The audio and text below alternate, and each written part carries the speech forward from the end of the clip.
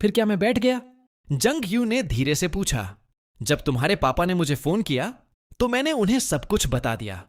उन्हें सच में बहुत पछतावा हुआ। और शेन आमतौर पर इतनी शांत इंसान है, लेकिन जब उन्होंने सुना कि लू यिनदिन ने तुम पर हाथ उठाया तो वह बुरी तरह रोने लगी।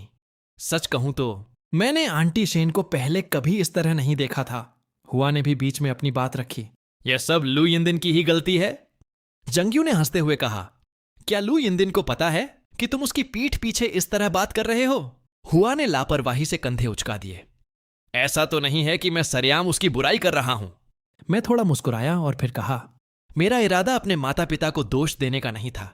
मैं बस उस समय थोड़े खराब मूड में था और मेरी बात सुनकर मैं खुद भी भावुक हो गया था। तब जाकर उन्हें आखिरकार राहत मिली। शियांग यू ने समय की तरफ देखा। पहले ही 7 टेस्ट बज चुके हैं। तुम्हें पहले कुछ खा लेना चाहिए, मैंने अपना हाथ हिलाते हुए कहा। लेकिन मैं तो पहले ही खा चुका हूं। तुम्हारे आने से ठीक 5 मिनट पहले ही मैंने टेबल साफ की है। जंगयू एक पल के लिए ठिठक गया और उसने ध्यान से मेरे चेहरे को देखा। इस स्थिति में ऐसा कोई तरीका नहीं था कि मैं खुद अपने लिए खाना पकाता। सिर्फ जियानू ही नहीं, हुआ को भी लगा कि कुछ गड़बड़ है। वह कौन था? एक पल के लिए मुझे समझ नहीं आया कि मैं कैसे समझाऊं। अपने माता पिता के घर से भागने के बाद मिस शिया ने मुझे कार से घर छोड़ा और यहां तक कि मेरे लिए खाना भी पकाया।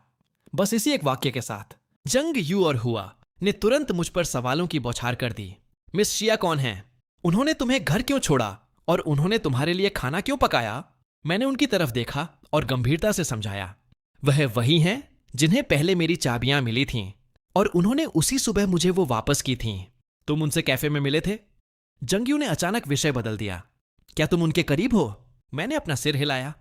मैं यह नहीं कहूंगा कि हम करीब हैं, हम बस इत्तेफाक से मिले अजनबी जैसे हैं। हमने अभी तक एक दूसरे के नाम भी नहीं जाने हैं। संपर्क जानकारी तो दूर की बात है। यह सुनकर हुआ को कुछ याद आया सा लगा। पिछली बार जब लू यिंग ने मुझे फोन किया था तो उसने कहा था कि तुम किसी महिला के साथ डिनर कर रहे थे। क्या वह भी वही थी? मैंने सिर हिलाया और बात जारी रखी। हाँ, वही थी, क्योंकि उन्होंने परसों मुझे एक केक दिया था और फिर कल हम इत्तेफाक से उनकी यूनिवर्सिटी के बाहर एक दूसरे से टकरा गए। इसलिए मैंने उन्हें डिनर पर ले गया। उस समय मैं कार की खिड़की के सहारे टिका यूनिवर्सिटी के गेट के बाहर खूबसूरत लड़कियों को देख रहा था। तभी वह अचानक सामने आ गईं। उन्होंने मुझसे यहां तक पूछ लिया कि मैं वहां क्या कर रहा हूं। मुझे सच बताने में बहुत शर्म आ रही थी। ऐसा लगा जैसे मैं रंगे हाथों पकड़ा गया हूं। जियानू बेरहमी से हंस पड़ा। तो तुमने क्या कहा? मैंने अपना सिर खुजलाया और कहा, बेशक। मैंने एक सकारात्मक और उत्साहजनक जवाब दिया। मैंने कहा, मैं ऊर्जावान युवा छात्रों को देख रहा था। लेकिन तभी वह बाहर आईं और आधे सोए हुए चेहरे और खाली भाव के साथ बोलीं, इस बार वे सच में काफी ऊर्जावान लग रहे हैं। यहां तक कि ची भी हंस पड़ी। मोरपू, उस पल मैंने बिना किसी भाव के उनकी तरफ घूर कर देखा।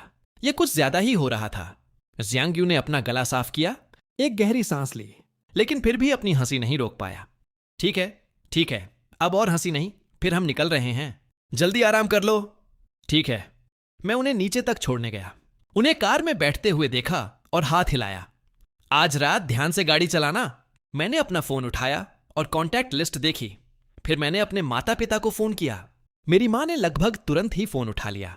शेनलिंग ने घबराते हुए पूछा, जियाओ, क्या तुमने खाना खाया? यह मां की गलती है। मैंने पहले पूरी स्थिति के बारे में नहीं पूछा था। यह पहली बार था जब मेरी मां ने मेरे सामने इस तरह घबराकर अपनी बात रखी थी।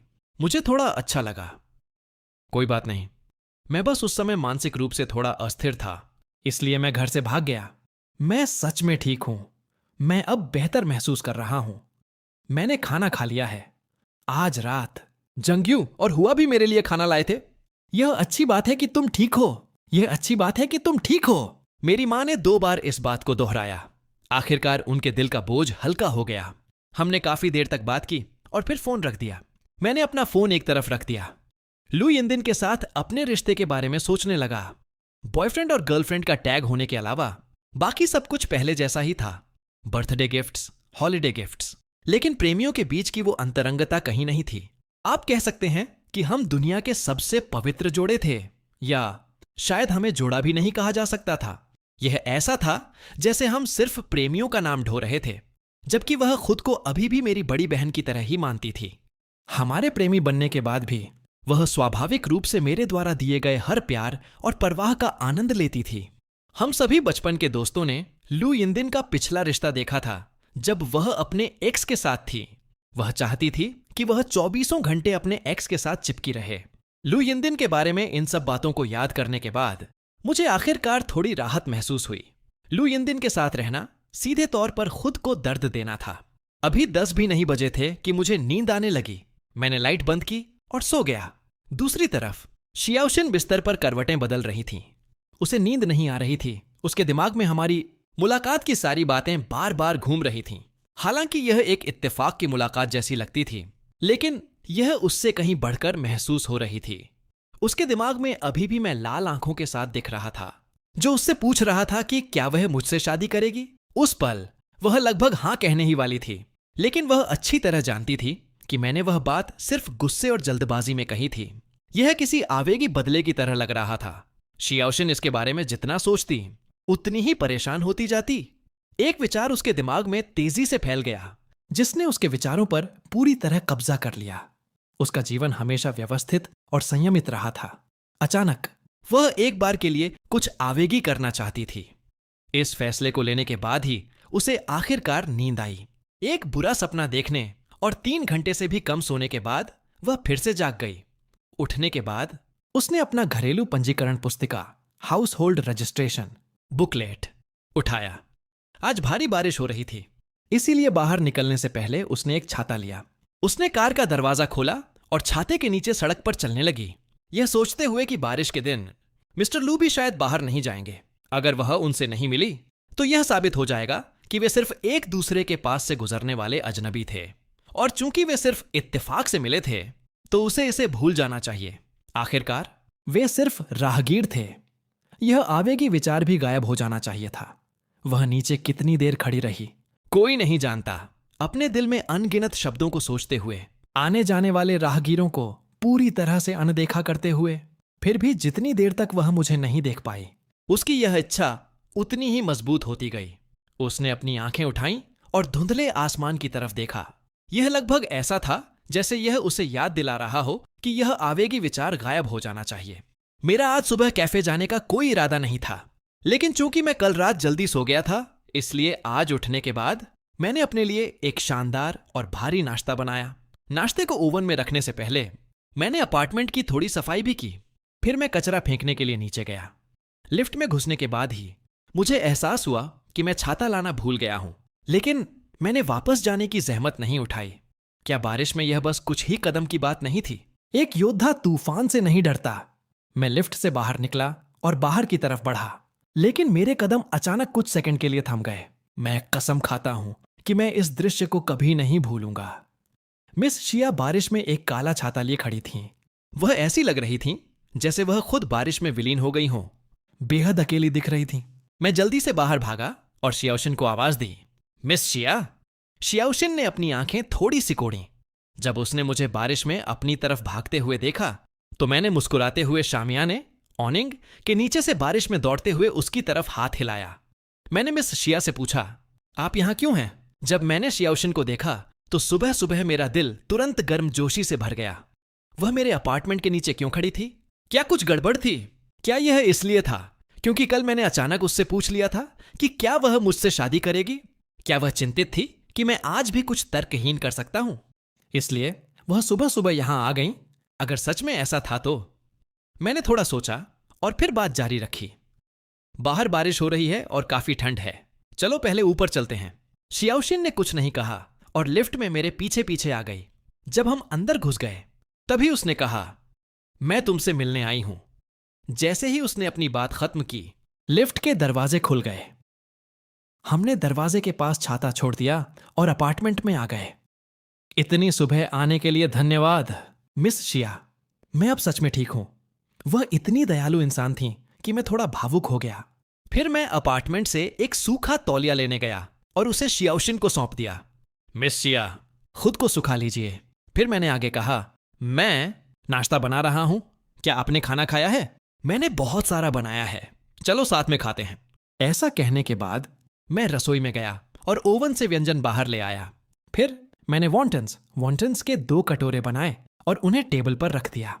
शियाओशिन ने टेबल पर रखे pan fried buns, wontons, baked flat bread और फलों की प्लेट पर एक नजर डाली। चलो खाते हैं।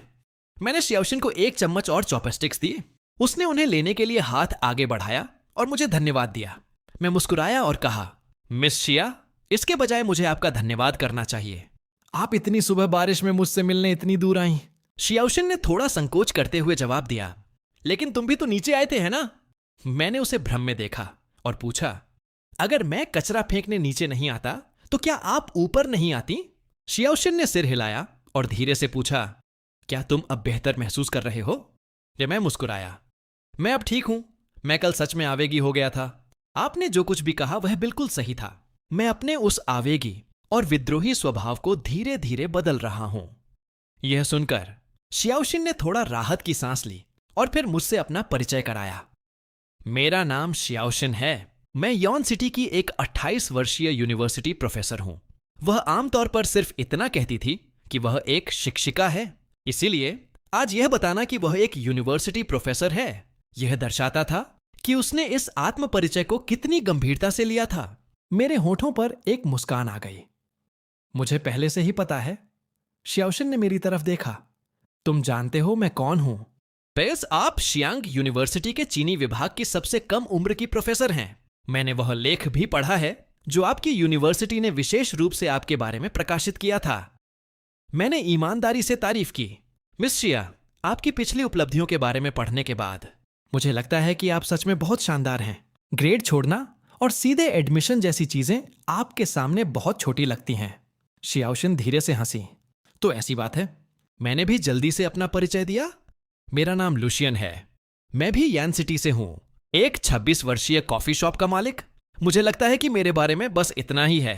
लुशियन। शियाओशिन ने अपने दिल में कई बार मेरे नाम को चुपचाप दोहराया। नाश्ते के बाद हम थोड़ी देर बैठे और बातें की।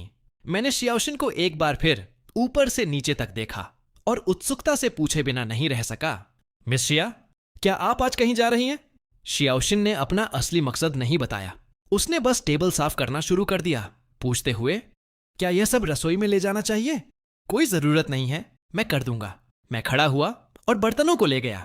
धन्यवाद। मैं उस सुबह पहले तैयार किया हुआ नींबू पानी लाया और शियाओशिन के लिए एक गिलास में डाल दिया।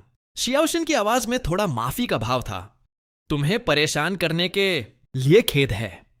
जब से वह अंदर आई थी मैं बिना रुके व्यस्त था, जिससे ऐसा लग रहा था कि उसने मेरे लिए परेशानी खड़ी कर दी है। मैंने अपना सिर हिलाया। यह बिल्कुल भी परेशानी वाली बात नहीं है। मैं आमतौर पर घर पर ऐसा ही रहता हूं। शियाओशिन कुछ झिझकती हुई सी लगी। फिर उसने अचानक पूछा, क्या तुम आज शांत और समझदार महसूस कर रहे हो? इस अचानक आए सवाल ने मुझे थोड़ा हैरान कर दिया, लेकिन मुझे लगा कि शियाओशिन मेरी चिंता कर रही थी और आज की मिस शिया कुछ संयमित लग रही थीं, जैसे वह कुछ छुपा रही हों। मैंने उनकी तरफ देखा और मुस्कुराते हुए सिर हिलाया। बेशक, कल आपने मुझसे बात की और मेरे लिए खाना भी बनाया। मेरे दोस्त भी कल रात आए थे और मैंने बाद में अपने माता पिता को फोन करके सब कुछ साफ साफ समझा दिया था। अब मैं किसी ऐसे इंसान के लिए परेशान नहीं हूंगा जो इसके लायक ही नहीं है। यह सवाल पूछने के बाद शियाओशिन को आखिरकार राहत महसूस हुई। उसकी निगाहें मेरे तीखे और सुंदर नैन नक्श पर पड़ीं।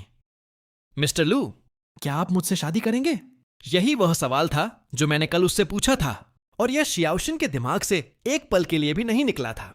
मेरे हाथ में पकड़ा गिलास वहीं जम गया। मैं खालीपन से शियाओशिन को घूरता रहा। उसे लगा कि मेरी यह प्रतिक्रिया बिल्कुल सामान्य थी। उसकी आवाज धीरे धीरे और नरम हो गई। तुम्हें मुझे तुरंत जवाब देने की जरूरत नहीं है। मुझे लगता है कि यह मेरी तरफ से भी एक जल्दबाजी का फैसला है। मैं बस यही उम्मीद करती हूं कि जब तुम शांत और समझदार हो तब तुम मुझे जवाब दे सको। तुम मुझसे वह सब कुछ धीरे धीरे पूछ सकते हो जो तुम जानना चाहते हो। मैं हर सवाल का जवाब दूंगी। मैं धीरे धीरे अपने होश में आया, फिर भी शियाओशिन को भ्रम और उत्सुकता से देख रहा था। तो वह सुबह सुबह बारिश में सिर्फ इसलिए नीचे खड़ी रही ताकि मुझसे यह एक सवाल पूछ सके। यह अविश्वसनीय था। मैंने उसकी तरफ देखा और पूछा, क्यों? शियाओशिन ने धीरे से सांस ली। किसी ऐसे व्यक्ति के प्रति भावनात्मक झुकाव होना जिससे आप केवल कुछ ही बार मिले हों, वास्तव में थोड़ा अजीब लगता है। तुमने कल मुझसे जो कहा, मैंने लगभग पूरी रात उसके बारे में सोचा। शायद मेरी जिंदगी बहुत नीरस रही है। मैं सच में आवेगी हो गई थी। तुमने मुझसे पूछा कि मैं तुमसे मिलने ऊपर क्यों नहीं आई। हमने उन अजनबियों के रूप में शुरुआत की थी जो इत्तेफाक से मिले थे। अगर मैंने तुम्हारा इंतजार नहीं किया होता तो हमें सिर्फ राहगीर ही बने रहना चाहिए था। वह हर शब्द धीरे धीरे और स्थिरता से बोल रही थी। उसकी आवाज शांत और बिना किसी जल्दबाजी के थी। मैंने थोड़े आश्चर्य में पूछा, क्या आपको इस शादी की जरूरत है? शियाओशिन ने अपना सिर हिलाया। उसकी आवाज साफ और कोमल थी। मैं केवल अपनी भावनाओं की कीमत चुकाती हूं। इसका किसी और चीज से कोई लेना देना नहीं है। कल के आवेगी बदले की भावना के बिना मेरा दिल, जो शांत पतझड़ के पानी की तरह शांत हो जाना चाहिए था, शियाओशिन के इन कुछ शब्दों से फिर से हिल गया। एक पल के लिए मैं अवाक रह गया। शियाओशिन को बिल्कुल भी अजीब नहीं लगा। वह यहां पहले से ही 50% विफलता की संभावना के लिए तैयार होकर आई थी, क्योंकि मैंने अभी तक उसे मना नहीं किया था। वह केवल अपने बारे में बात करना जारी रख सकती थी। इसके अलावा कि मैं तुमसे शादी क्यों करना चाहती हूं। मेरे पास पहले से ही एक घर और एक कार है। जहां तक बचत की बात है, मेरे पास शायद। जब उसने बचत का जिक्र किया तो मैं धीरे से हंस पड़ा। मिस शिया, लोगों को अपनी बचत की रकम इस तरह लापरवाही से नहीं बतानी चाहिए। शियाओशिन ने अपनी भौहें थोड़ी उठाईं और फिर सिर हिलाया। मैं अकेली रहती हूं और मेरी जीवन शैली सरल है। अगर हम शादी करते हैं और भविष्य में हमारे बच्चे होते हैं तो मैं अस्थायी रूप से अपने काम को एक तरफ रख सकती हूं। सब कुछ चुपचाप सुनने के बाद मेरे विचार उलझ गए। मैंने कहा था कि मैं अब आवेगी व्यवहार नहीं करूंगा, लेकिन फिर मैंने सोचा कि अब मेरे सामने खड़ी इस महिला से शादी करना भी उतना बुरा नहीं लग रहा था। इससे सब कुछ सुलझ जाएगा। और मैं जानता था कि मैं अपने पिछले रिश्ते से इतनी जल्दी उबर नहीं पाऊंगा। मुझे डर था कि मैं अपने दोस्तों की सलाह को अनदेखा कर दूंगा और लू यिनदिन के साथ फिर से रिश्ता जोड़ लूंगा। मेरे दिल के अंदर से एक आवाज लगातार चिल्ला रही थी, हां कह दो, अपने लिए वापस जाने का कोई रास्ता मत छोड़ो। मुझे नहीं पता कि वह हिम्मत कहां से आई, लेकिन मैं वास्तव में सहमत हो गया। मेरी सहमति पर इसके बजाय शियाओशिन खुद एक पल के लिए ठिठक गई। उसकी प्रतिक्रिया देखकर मैंने अपना गला साफ किया। क्या आप फिर से कहने जा रही हैं कि मुझे किसी ऐसे अजनबी से लापरवाही से शादी नहीं करनी चाहिए जिससे मैं केवल कुछ ही बार मिला हूं? शियाओशिन प्यार से मुस्कुराई। ऐसा लगता है कि आज मुझे लेक्चर देने की तुम्हारी बारी है। कल रात से ही उसे मुझे लेक्चर देने का कोई अधिकार नहीं रह गया था। मैंने गिलास नीचे रखा और पूछा, तो क्या हमें आज अपनी शादी का रजिस्ट्रेशन करा लेना चाहिए? जिस पल शादी का रजिस्ट्रेशन शब्द मेरे मुंह से निकला, ऐसा लगा जैसे एक पूरा जीवन बीत चुका हो। कुछ ही समय पहले मैंने किसी और के साथ इन्हीं शब्दों पर चर्चा की थी। मैंने कभी उम्मीद नहीं की थी कि चीजें इतनी तेजी से बदल जाएंगी। शियाओशिन आज सुबह घर से निकलते समय अपना आईडी और घरेलू रजिस्टर पहले ही साथ ले आई थी। मैंने सिर हिलाया। मैं पहले कपड़े बदल लेता हूं, मेरा एक पल इंतजार करो। मैं इससे पहले कभी इतना आवेगी और विद्रोही नहीं हुआ था।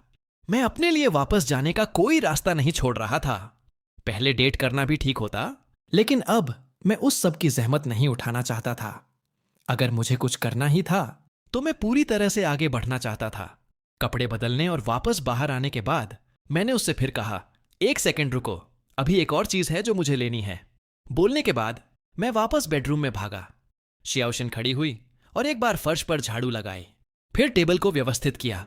जैसे ही उसने सफाई खत्म की, मैं बेडरूम से बाहर आ गया। शियाओशिन की निगाहें मुझ पर पड़ीं और वह अनजाने में अपनी जगह पर थम गई। एक औपचारिक सूट के साथ मेरा सुंदर रूप मुझे और भी आकर्षक बना रहा था। मैंने अपने हाथ नीचे किए और शियाओशिन के पास जाकर उसके सामने खड़ा हो गया।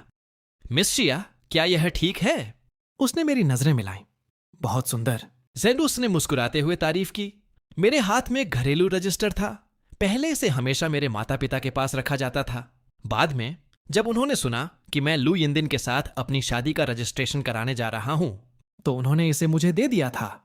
उन्होंने शायद सोचा होगा कि मैं किसी दिन अचानक शादी करके उन्हें सरप्राइज दूंगा। लेकिन इसके बजाय लू यिनदिन और मेरा पूरी तरह से ब्रेकअप हो गया। मुझे उम्मीद नहीं थी कि यह अभी भी काम आएगा। तो फिर चलें। मैंने अपने जूते बदले और शियाओशिन के साथ बाहर निकल गया। शियाओशिन सोच रही थी कि उसने अभी जो तारीफ मुझे दी थी, क्या वह बहुत सतही थी। उसने वास्तव में जो सोचा था वह था एक सज्जन जो जेड की तरह कोमल हो। फिर भी जब शब्द बाहर आए तो सबसे पहली चीज जो दिमाग में आई वह थी बहुत सुंदर। शियाओशिन जमीन पर रखे छाते को उठाने के लिए थोड़ा झुकी। मैंने उसके हाथ से छाता ले लिया और कहा, मैं करूंगा। फिर हम साथ में लिफ्ट में घुस गए।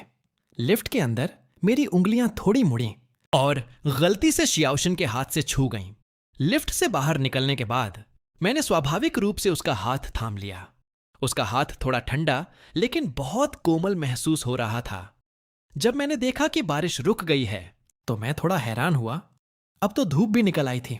मेरी कार सड़क के किनारे खड़ी थी और शियाओशिन पैसेंजर सीट पर बैठ गई। उसने सेंटर कंसोल में रखे मेरे घरेलू रजिस्टर को देखा। सिविल अफेयर्स ब्यूरो के रास्ते में मेरा मूड अप्रत्याशित रूप से शांत रहा। मैंने ब्यूरो के सामने कार पार्क की। मैंने शियाओशिन को गंभीरता से देखा और पूछा, क्या आपको सच में इसका कोई पछतावा नहीं है? शियाओशिन थोड़ा रुकी। क्या यह वह सवाल नहीं होना चाहिए था जो उसे मुझसे पूछना चाहिए था? लेकिन फिर भी वह मेरे शब्दों के साथ आगे बढ़ी। मुझे कोई पछतावा नहीं है। मैं अपनी भावनाओं का पालन कर रही हूं। अगर मैं यह फैसला नहीं लेती तो मुझे बहुत लंबे समय तक पछतावा हो सकता था। मुझे कम से कम कोशिश तो करनी ही होगी। मैं खुद को किसी भी पछतावे के साथ नहीं छोड़ना चाहती। उसके शब्द मेरे लिए एक उत्प्रेरक, कैटलिस्ट की तरह लगे। मेरी सारी अनावश्यक चिंताएं गायब हो गईं। जैसे ही शियाओशिन कार का दरवाजा खोलने वाली थी, मैंने उसका हाथ पकड़ लिया। उसने मुझे भ्रम में देखा। क्या हुआ? मैंने पिछली सीट से एक रिंग बॉक्स निकाला। मुझे नहीं पता कि आपको यह पसंद आएगा या नहीं। अगर आपको पसंद नहीं आया तो हम आज दोपहर कोई दूसरा स्टाइल चुन सकते हैं। मैंने रिंग बॉक्स खोला। अंदर 2 अंगूठियां थीं, जिनमें से प्रत्येक 1 कैरेट से अधिक की थी। ट्रिपल लेयर सेटिंग बहुत खूबसूरती से बनाई गई थी। मैंने ये अंगूठियां बहुत पहले तैयार की थीं। एक शादी में अभी भी अपनी उचित रस्मों का एहसास होना चाहिए। अगर शियाओशिन को वे पसंद नहीं आईं तो हम उन्हें बाद में बदल देंगे। शियाओशिन की खूबसूरत आंखें थोड़ी चमकती हुई सी लगीं। फिर उसने एक अंगूठी निकाली और उसे मेरी उंगली में डाल दिया। हम दोनों ने एक दूसरे को अंगूठियां पहनाई। सिविल अफेयर्स ब्यूरो के सामने शियाओशिन ने मुझसे एक बार फिर पूछा, एक बार जब हम अंदर चले गए तो फिर पछताने का कोई मौका नहीं होगा। मैंने बदले में शियाओशिन का हाथ थामा और हम सिविल अफेयर्स ब्यूरो के अंदर चले गए। जब हम अंदर गए तो मैं अविश्वसनीय रूप से शांत था। लेकिन स्टैंप लगने और सर्टिफिकेट लेकर बाहर आने के बाद मैं अचानक और शांत नहीं रह पाया। मैं सिविल अफेयर्स ब्यूरो के प्रवेश द्वार पर खड़ा रहा। अपने हाथ में लाल मैरिज सर्टिफिकेट को खालीपन से देखता रहा। मेरे पैर भी थोड़े कमजोर महसूस हो रहे थे। क्या तुम ठीक हो? शियाओशिन ने मुझे इस तरह खोया हुआ खड़े देखा और एक पल के लिए उसने यह नहीं सोचा कि मुझे पछतावा हो रहा है। आखिरकार जब हम अंदर गए थे तब मैं काफी शांत था। मैंने चुपचाप शियाओशिन की तरफ देखा। बस 10 मिनट से थोड़े अधिक समय में ऐसा लगा जैसे कोई लंबा सपना हो। और फिर मेरी शादी हो गई। शुक्र है कि दुल्हन बहुत आकर्षक थी। उसके पास एक शांत और संयमित बड़ी महिला का आभास था। मैं उसे जितना देखता वह उतनी ही सुंदर लगती गई। शियाओशिन रुकी और पूछा, क्या तुम्हें पछतावा है? मैंने शांत होने से पहले कई गहरी सांसें लीं, लेकिन फिर भी मैं अंदर से थोड़ा चिंतित महसूस कर रहा था। मेरी अचानक शादी हो गई थी। हम अपने माता पिता और आपके माता पिता को क्या बताने वाले हैं? शियाओशिन हल्के से मुस्कुराई और कहा, मैं आज दोपहर पहले तुम्हारे माता पिता से मिलने जाऊंगी। मैंने जल्दी से शियाओशिन को पकड़ा। नहीं नहीं नहीं, चलो इसे अभी के लिए गुप्त रखते हैं। जरूरी बात यह है कि मुझे अभी भी नहीं पता कि अपने माता पिता को कैसे बताऊं, और हमारा अभी अभी उनसे पैचअप हुआ है। अगर उन्हें पता चला कि मैंने किसी ऐसी महिला से शादी कर ली है जिससे मैं केवल कुछ ही बार मिला हूं, तो वे निश्चित रूप से सोचेंगे कि मैंने उनकी वजह से जल्दबाजी में कदम उठाया है। वे खुद को दोष देंगे और वे शायद तुमसे भी नाराज हो सकते हैं। मिस शिया, शियाओशिन को अभी भी यह बहुत उचित नहीं लगा। यह बहुत अच्छा नहीं लगता। मैंने सीधे विषय बदल दिया और पूछा, क्या आपके माता पिता जानते हैं? कैसा रहेगा अगर मैं पहले आपके माता पिता से मिलूं? शियाओशिन ने अपना सिर हिलाया और कहा, वे नहीं जानते, मैं उन्हें बता दूंगी। मैरिज सर्टिफिकेट मिलने के बाद ही मुझे एहसास हुआ अभी भी बहुत सी चीजें थीं जिन पर हमने विचार नहीं किया था। इस बार मैं सच में फंस गया था। मैंने गंभीरता से शियाओशिन से पूछा, क्या आपके माता पिता के साथ तालमेल बिठाना आसान है? वे मुझे नापसंद तो नहीं करेंगे, है ना? अगर कोई पारिवारिक विवाद भी हुआ तो क्या मैं खुद को एक और बड़ी मुसीबत में नहीं डाल दूंगा? शियाओशिन ने मुझे देखा और मुस्कुराई। वे तुम्हें पसंद करेंगे। वे हमेशा मुझे एक बॉयफ्रेंड ढूंढने के लिए कहते रहते हैं। शियाओशिन ने सिर हिलाया। चिंता मत करो। कार में बैठने के बाद मैं अंदर ही अंदर कुछ सेकंड के लिए हिचकिचाया। मिस शिया, क्या आप मेरे साथ रहने आ सकती हैं? इस डर से कि वह मना न कर दे, मैंने जल्दी से कुछ और शब्द जोड़ दिए। मेरी जगह काफी अच्छी लोकेशन पर है। आपके वर्क प्लेस तक ड्राइव करना भी बहुत दूर नहीं है। क्यों ना आप इसके बारे में सोचें? मैंने साइड से उम्मीद भरी नजरों से शियाओशिन को देखा। शियाओशिन का मना करने का कोई इरादा नहीं था। ठीक है, फिर मैं वापस जाकर अपना सामान पैक कर लेती हूं। मैंने राहत की सांस ली, ऐसा महसूस करते हुए कि मुझे एक कारण देना चाहिए। इसलिए मैंने ईमानदारी से कहा, वास्तव में मेरा अभी हमारे बारे में अपने माता पिता को बताने का इरादा नहीं है। मुझे डर है कि वे कुछ नोटिस कर लेंगे।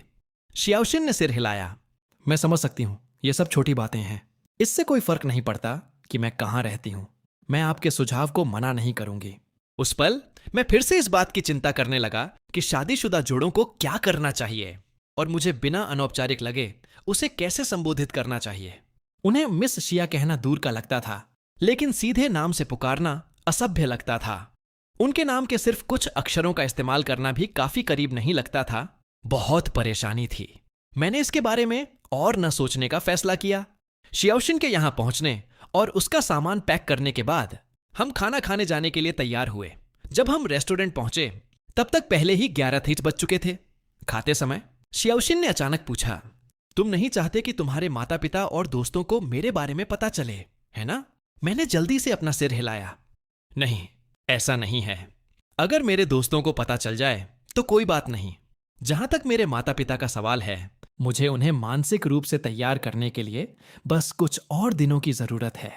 क्या हम कुछ दिनों में साथ में उनसे मिलने जा सकते हैं? शियाओशिन ने सिर हिलाया। ठीक है। हालांकि यह थोड़ा आवेगी था, लेकिन यह निश्चित रूप से सिर्फ एक अस्थायी लहर नहीं थी। मैं सच में उम्मीद करती हूं कि हम अपनी पूरी जिंदगी साथ बिता सकें। यह सुनकर मैंने भी सिर हिलाया। हालांकि हम अभी एक दूसरे को बहुत अच्छी तरह से नहीं जानते हैं। मेरा कभी भी शादी को एक खेल की तरह लेने का इरादा नहीं था। मुझसे यह सुनने के बाद वह काफी हद तक रिलैक्स हो गई। खाने के बाद हम मॉल गए और काफी सारी चीजें खरीदी। हालांकि मैं मेरे माता पिता से मिलने के बारे में शियाओशिन के उत्साह को देखकर थोड़ा भ्रमित था। लेकिन उसने बस इतना कहा, चलो पहले से तैयारी कर लेते हैं। सावधानी बरतना हमेशा बेहतर होता है। हम उनसे देर सबेर तो मिलेंगे ही। अचानक मुझे अंदर से थोड़ा दोषी महसूस हुआ। मिस शिया इतनी सक्रिय, प्रोएक्टिव थीं कि उन्हें मेरे माता पिता से न मिलने देना उनके साथ थोड़ा अन्याय जैसा लग रहा था। यह ऐसा था जैसे मैं उन्हें सबसे छुपा रहा हूं। फिर मैं आपके माता पिता के लिए भी पहले से कुछ गिफ्ट्स तैयार कर लेता हूं। भले ही हमें अभी तक नहीं पता कि हम उनसे कब मिलेंगे। शियाओशिन की पसंद का पालन करते हुए मैंने एक और मैचिंग सेट खरीदा, लेकिन अंत में शियाओशिन ने ही सब कुछ के लिए भुगतान किया। क्या मुझे भुगतान नहीं करना चाहिए था? मैं थोड़ा असंतुष्ट था। शियाओशिन असहाय होकर मुस्कुराई। हमारी शादी हो चुकी है, क्या यह सब एक जैसा नहीं है? मैं धीरे से बड़बड़ाया। वह एक जैसा कैसे है? इस शियाओशिन ने मुझे चुपचाप बड़बड़ाते सुना और अपनी आंखें थोड़ी झुका लीं, लेकिन वह समझ नहीं पाई कि मैंने क्या कहा था। हमने 2 चक्कर लगाए, तब जाकर आखिरकार जो कुछ भी हमने खरीदा था उसे घर ले जा पाए। पूरी दोपहर शॉपिंग करने के बाद मेरा पूरा शरीर दर्द कर रहा था। जैसे ही हम वापस आए, मैं सोफे पर गिर गया। मुझे अब मिस शिया के सामने अपनी इमेज बनाए रखने की भी परवाह नहीं थी। जब मैंने शियाओशिन को अपना सूटकेस खींचते हुए देखा तो मैं जल्दी से उठा और उसके साथ वॉक इन क्लोजेट की तरफ गया। आप अब से अपने कपड़े इस तरफ टांग सकती हैं। मेरे कपड़े बाईं तरफ हैं। मैंने शियाओशिन के लिए दाईं तरफ छोड़ने की योजना बनाई थी। ठीक है। वह नीचे बैठी और अपने कपड़े निकालना शुरू कर दिया। तभी डोरबेल बजी। आज मिस शिया के इतने सक्रिय रहने के बारे में सोचते हुए मुझे लगा कि उनके अस्तित्व को दूसरों से छिपाना अनुचित था। इसलिए मैंने कहा, मिस शिया, क्यों ना आप दरवाजा खोलें? यह शायद मेरा दोस्त जंगयू हो सकता है। यह सुनकर शियाओशिन के होंठ ऊपर की तरफ मुड़े। मैं उसे छिपाने की कोशिश नहीं कर रहा था और ईमानदारी से इसने उसे थोड़ा खुश कर दिया। उसने तुरंत अपने हाथों के कपड़े नीचे रखे और दरवाजा खोलने चली गई। दरवाजे के रास्ते में शियाओशिन ने जंगयू नाम के बारे में सोचा, जिसका मैंने अभी जिक्र किया था। ऐसा लगा कि जिस दिन उसने यहां खाना बनाया था, उससे पहले यह देखे बिना कि वह कौन था, मैंने जंगयू का नाम पुकारा था। वह शायद मेरा बहुत अच्छा दोस्त था। जिस पल उसने दरवाजा खोला, उनकी नजरें मिलीं। एक पल के लिए सब कुछ खामोश हो गया। दरवाजे पर खड़े लोग साफ तौर पर हमउम्र नहीं थे। उनकी उम्र और रूप रंग को देखते हुए वे लुशियन के माता पिता जैसे लग रहे थे। तो लुशियन इतना सुंदर इसलिए था क्योंकि उसे अपने माता पिता के अच्छे जीन्स मिले थे। मेरे माता पिता के हाथों में 2 गिफ्ट बॉक्स थे। जब उन्होंने देखा कि दरवाजा खोलने वाला उनका बेटा नहीं है तो वे दोनों थोड़ा पीछे हटे और अपार्टमेंट का नंबर चेक किया। मेरी मां हैरान लग रही थीं। वह बड़बड़ाईं, यह सही जगह है। मेरे पापा ने शियाओशिन की तरफ देखा, जिसने दरवाजा खोला था। माफ कीजिएगा, आप कौन हैं? शियाओशिन दरवाजे से एक तरफ हटी और शालीनता से उनका अभिवादन किया। मम्मी, पापा, शुभ संध्या। उस एक मम्मी पापा ने उन दोनों को स्तब्ध कर दिया। कृपया अंदर आएं और बैठें। शियाओशिन को अचानक अपनी पहले की तैयारी के लिए आभार महसूस हुआ। भाग्यवश उसने उस दोपहर गिफ्ट्स खरीद लिए थे, अन्यथा यह असहनीय रूप से अजीब होता। किसने सोचा था कि वह शियान के माता पिता से इतनी जल्दी मिल जाएगी? वह वास्तव में थोड़ी खुश थी, जब तक कि उसके सास ससुर उसके बारे में जानते थे। फिर वह पूरी तरह से शियान की आधिकारिक रूप से स्वीकृत पत्नी बन जाएगी। उन दोनों के अंदर आने के बाद उन्होंने अंदर के लेआउट और सजावट को देखा और आखिरकार पुष्टि की कि वे गलत अपार्टमेंट में नहीं आए थे। शियाओशिन ने तुरंत अपने सास ससुर के लिए चाय डाली, जिससे वे दोनों पूरी तरह से हैरान रह गए। जैसे ही वे पूछने वाले थे कि वह कौन है, तभी उन्हें पास से ही मेरी आवाज सुनाई दी। जंग यू, तुम यहां क्यों हो? मैंने घर के कैजुअल कपड़े बदल लिए थे और लिविंग रूम की तरफ बढ़ा। जिस पल मैंने देखा कि वहां कौन था, मैं अपनी जगह पर जम गया। वह जंगयू नहीं था, वह वास्तव में मेरे माता पिता थे। मैंने मूल रूप से इसे छिपाकर रखने की योजना बनाई थी, लेकिन वे उसी शाम धमके। ओह, तो तुम्हारे घर पर कोई दोस्त आई है? मेरे पापा ने शियाओशिन की तरफ देखा। यह युवा महिला, पहली नजर में वह वास्तव में काफी संतुष्ट थे। वह एक अच्छे परिवार की एक शालीन और सुरुचिपूर्ण महिला जैसी लग रही थी। लेकिन लू यिनदिन के साथ जो कुछ भी हुआ था, उसके बाद वह अब केवल रूप रंग से लोगों को नहीं आंकते थे। कोई कितना भी अच्छा क्यों न दिखे, जो वास्तव में मायने रखता था वह था उसका चरित्र। मैंने एक अजीब सी मुस्कान बिखेरी। मैं धीरे धीरे आगे बढ़ा। मम्मी, पापा, आप लोग आज ही क्यों आ गए? मेरी मां आगे बढ़ी और टेबल पर रखे इंसुलेटेड फूड कंटेनर्स को थपथपाया। तुम कल हमारे द्वारा पकाया गया खाना नहीं खा पाए थे, इसलिए हम आज तुम्हें सरप्राइज देना चाहते थे और इसे यहां ले आए। मैं शियाओशिन के पास बैठ गया और कहा, धन्यवाद मम्मी और पापा। मेरे पापा ने शियाओशिन की तरफ देखा और मुस्कुराते हुए कहा, तुम शियान की दोस्त हो, है ना? बाद में हमारे साथ रुककर डिनर करना। मैंने एक गहरी सांस ली और कहा, मम्मी, पापा, वह मेरी दोस्त नहीं है। मेरे माता पिता धीरे धीरे शियाओशिन को देखने के लिए मुड़े। तो फिर यह युवा महिला है। शियाओशिन ने उनसे अपना परिचय कराया। मम्मी, पापा, मेरा नाम शियाओशिन है। मैं यान सिटी से हूं और 28 साल की हूं और मैं एक यूनिवर्सिटी प्रोफेसर हूं। यह सुनकर मेरी मां तुरंत समझ गई। तो तुम शियान की चाहने वाली हो? लेकिन तुम पहली मुलाकात में ही हमें मम्मी और पापा नहीं कह सकती, यह उचित नहीं है। जब मेरे पापा ने शियाओशिन का नाम सुना तो उन्हें अचानक कुछ याद आया। उन्होंने पहले कई अन्य शिक्षकों के साथ उसके बारे में चर्चा की थी। बगल के शियांग यूनिवर्सिटी के चीनी विभाग की सबसे कम उम्र की प्रोफेसर। उन्होंने पहले उसकी तारीफ भी की थी, यह कहते हुए कि वह असाधारण रूप से प्रतिभाशाली थी। मैंने अपना सिर झुकाया और चुपचाप कहा, वास्तव में वह मेरी पत्नी है। जिस पल उन्होंने यह सुना, मेरे माता पिता ने अचानक हमारी तरफ देखा। तुमने अभी क्या कहा? मेरी मां तुरंत चिंतित हो गई।